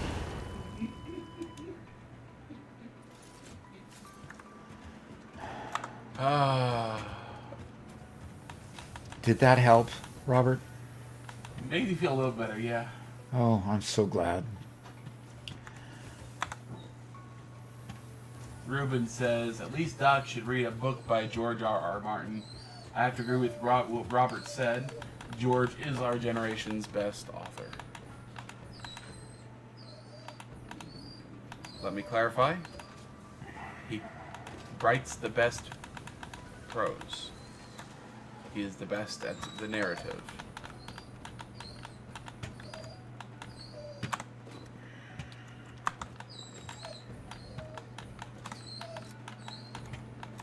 We have a very sad puppy.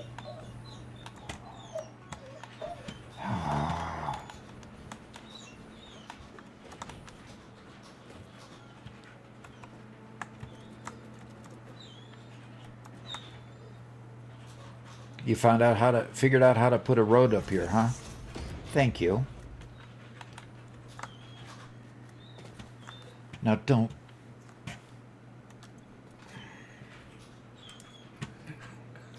I really, really want to dismantle that right now. I did, and I didn't say it. I just said don't.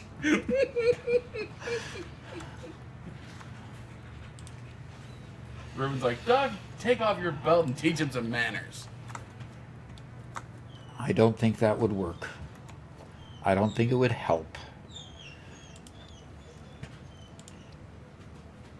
He is just... He and I have worked too long together.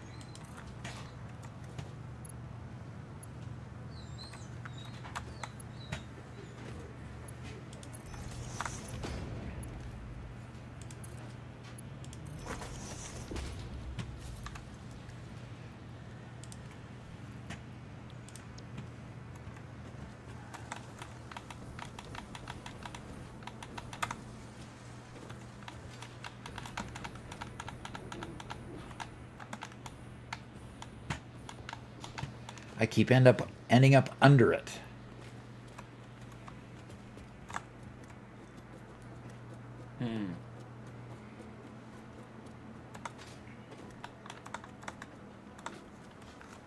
Your boy asks, what do y'all know about Percy Jackson and the Olympians books? My wife has read them all, and I've seen the movies. That's about all I can say. I think I read the first book. Both Garrett and Spencer read them quite extensively. They enjoyed them quite a bit. Uh-huh. In fact, way back in the day, back when they were a real big deal, back when the first movie came out, Spencer made a series of YouTube videos about Camp Half-Blood, and they have been lost to time. And I have spent quite a bit of time trying to find those videos again, and if anybody were to ever find those again, I would owe them quite the bounty.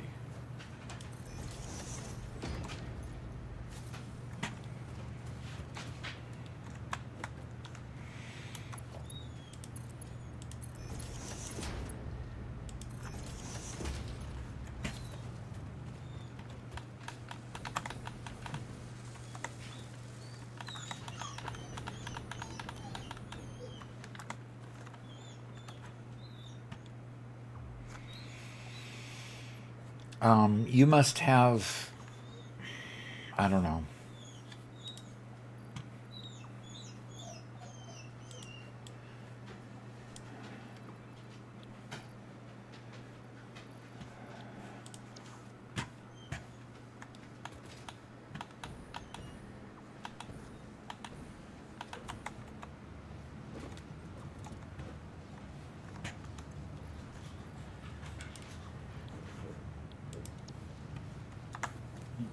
Your boy says, I also read the spin-off series, Heroes of Olympus. Yeah, I saw those. I owned a used bookstore for a number of years and saw quite a few copies of all of Rick Riordan's books. They were quite popular. Yes, they were. Yes, quite popular.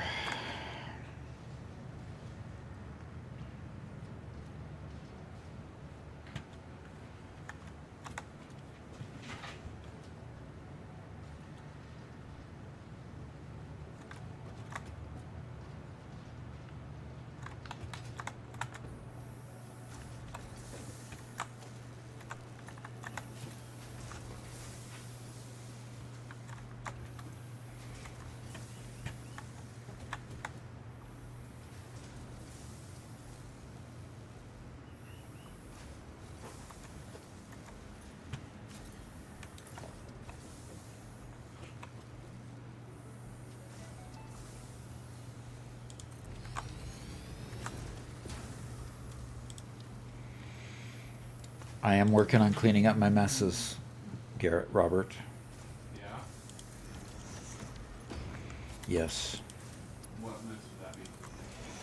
I'm cleaning up containers that have existed since the beginning of time. In fact, these are regular sized storage containers. I'm cleaning them up so that you won't have so many complaints. I appreciate it. But I'm doing it my way. I'm syncing Oh. stuff. Yes, please. I am 100% in favor of syncs. Please sync things.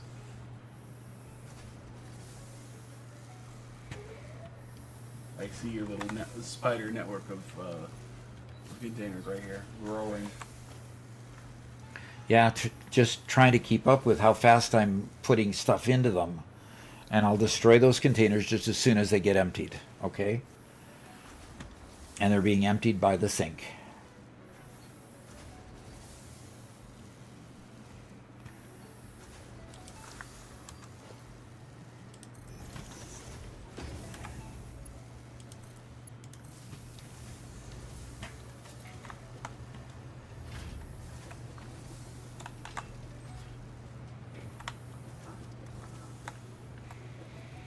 So as soon as these storage containers get emptied, I will remove them from this line and connect the conveyors directly rather than snaking through containers. Sure.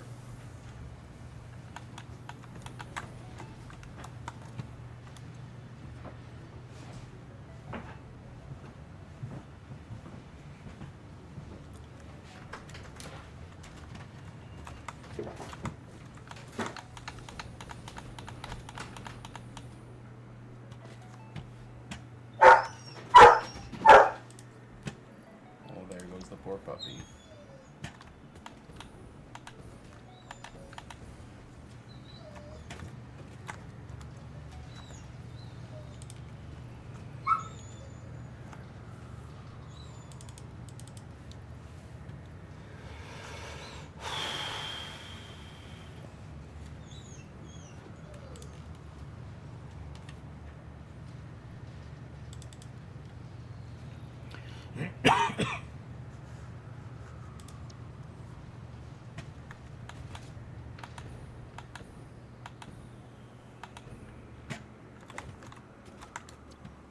Hard drive completed.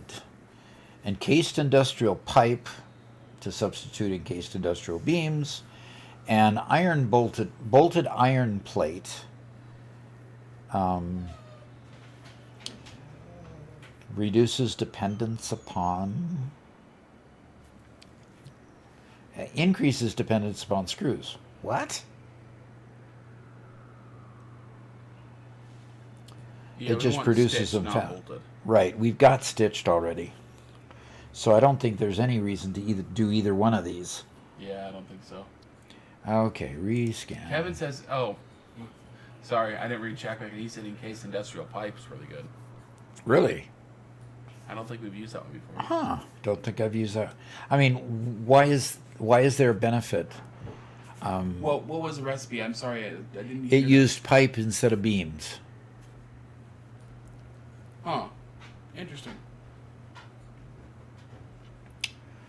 So, and then we got fused quick wire and electrode circuit board, which doesn't help me. Doesn't help us. So let's analyze the last hard drive I have. Kevin says it uses less steel overall.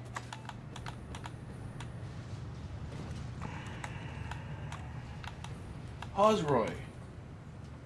Was it you who recommended Red Rising a couple months ago? Or about a month ago or so? Because I mentioned it on the stream a couple of times, because I did buy the trilogy. I did read them, and I enjoyed them quite a bit. And I tried to get anybody else in the house to read them, and they wouldn't. And Wouldn't? Very annoyed. Wouldn't? What does this mean? What is this nonsense? That's right. You know what, I should...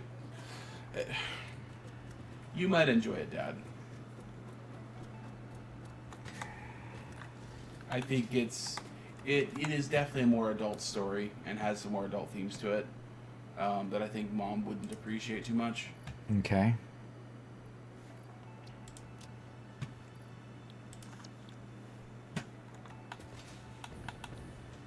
Posroy says, hearing Percy Jackson brought me back. So many fun young adult series like that. Maximum Ride was another one I really liked. Okay.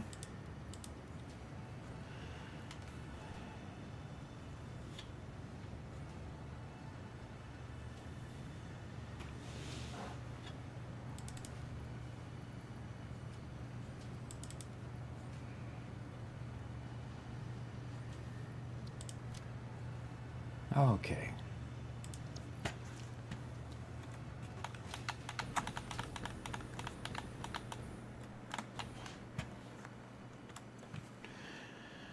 All right, take all again.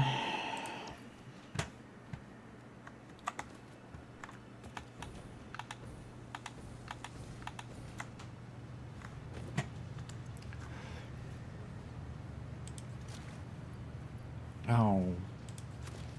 Oh, no. No, no, don't. Uh-oh. Yeah, you don't want to dump that stuff. Yeah. Whoops. Yeah, whoops. So I lost some of the power shards. You're sinking power shards. I Wow. accidentally sunk power shards when you said, yeah, you don't want to lose some of those. Man.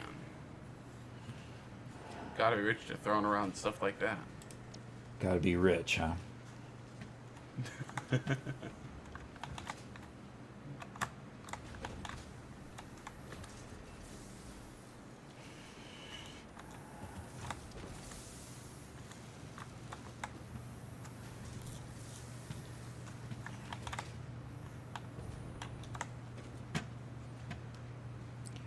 Well,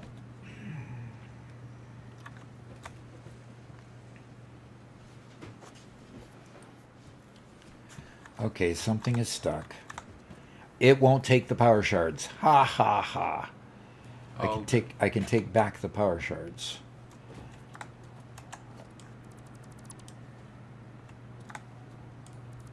yeah, I didn't think we could, but, you know. And then check in here to see how many power shards are still in here, and there's still 38 in there. Okay, good. Now I So can. Shoxy asked if we've made a train network yet. We haven't unlocked trains yet, so we have not made a train network yet. At this point, we've just made a truck network. Doc is a very big advocate for trains. We just don't have them in this playthrough. Okay, I've got a situation where basically all these are full. And so they're going to be just unloading for a while. So I don't have anything else to unload here. So let me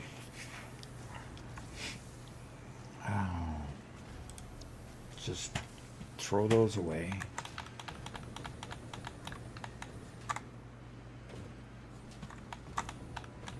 Okay, now you've...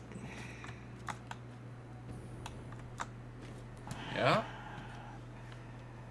I'm glad you left the platform there. It's just, it would have been nice to leave the... That's fine. I'm not going to complain. And do you need to empty your bags? Why? I keep on getting more things in this recycle crate, dismantle crate. Yeah, my bags are full. Okay.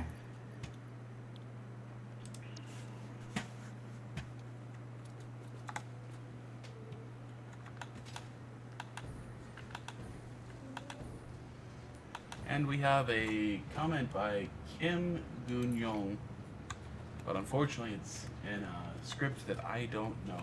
I think that's Korean. Okay.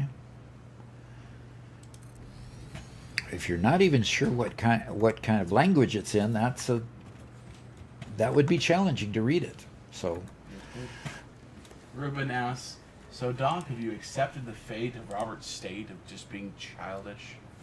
of course, yes. Yeah, I don't think there's any helping that. And he's yawning over there. I am. But you know God, something? look at the time. I don't think that I have really ever lost the child in me either. So, you know, You just buried it very, very deep. buried it deep. Oh, buried it deep, huh? Okay. Ozrai says, it was me who recommended Red Rising. Wow, you knock those out super quick. They're so good, they get better as they go. Yeah, definitely adult themed. Yeah, they are. I enjoyed them quite a bit. It's unfortunate the way Red Rising is described, because the only book you can compare Red Rising to is not a good comparison, because it gives you a very bad impression of the book. But yeah, they were a lot of fun to read. I mean, basically the book one it's the Hunger Games, except no.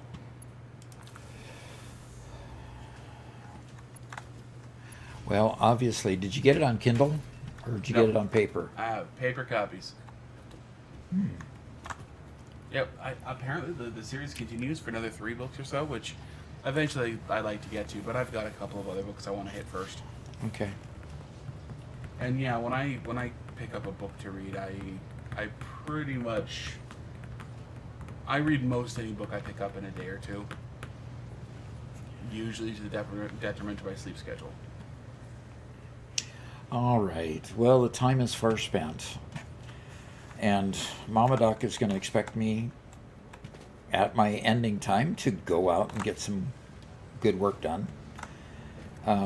So, how about if we go to the office and we'll we'll call it. Do we need to catch up on any chats here? I don't think so. I think we've got it. Okay. So Kim Young Young, Yun Young, I'm sorry we can't read that. I hope it just says hello. Thank you for all the good work I've done. I'll just assume that that's it. And thank you for joining us, even though we can't read what you wrote. I do appreciate that. So it's been great. Do remember our sponsor, Ping Players. They've been a great sponsor. We're headed into our the next 3 months will be 9 months them sponsoring us. And so far we've had a good relationship, and we've posted things on their channel, Ping Players, the Ping Players channel. We've posted things on our channel that have advertised their product. They've been good. So you're ending already? Yeah, it's been a fast one this time. We've been on for 4 hours, and that's what we do on Thursdays is 4 hours. So it's been great, and I appreciate all of you who came here and were working here. And so it'll be great until next Tuesday when we're on. If you're a member on YouTube or a subscriber on Twitch, you can join us tomorrow afternoon from 1 to 4, 1 to 4 or 5, somewhere in there usually, for our members live stream that we do on Discord. So you'd have to join the Discord and come to the members section on Discord, and you can join us as we record information for our next videos. So join us there if you can, and we'll look forward to seeing you. And until then, we'll have to say goodbye. Talk to you later. Bye-bye.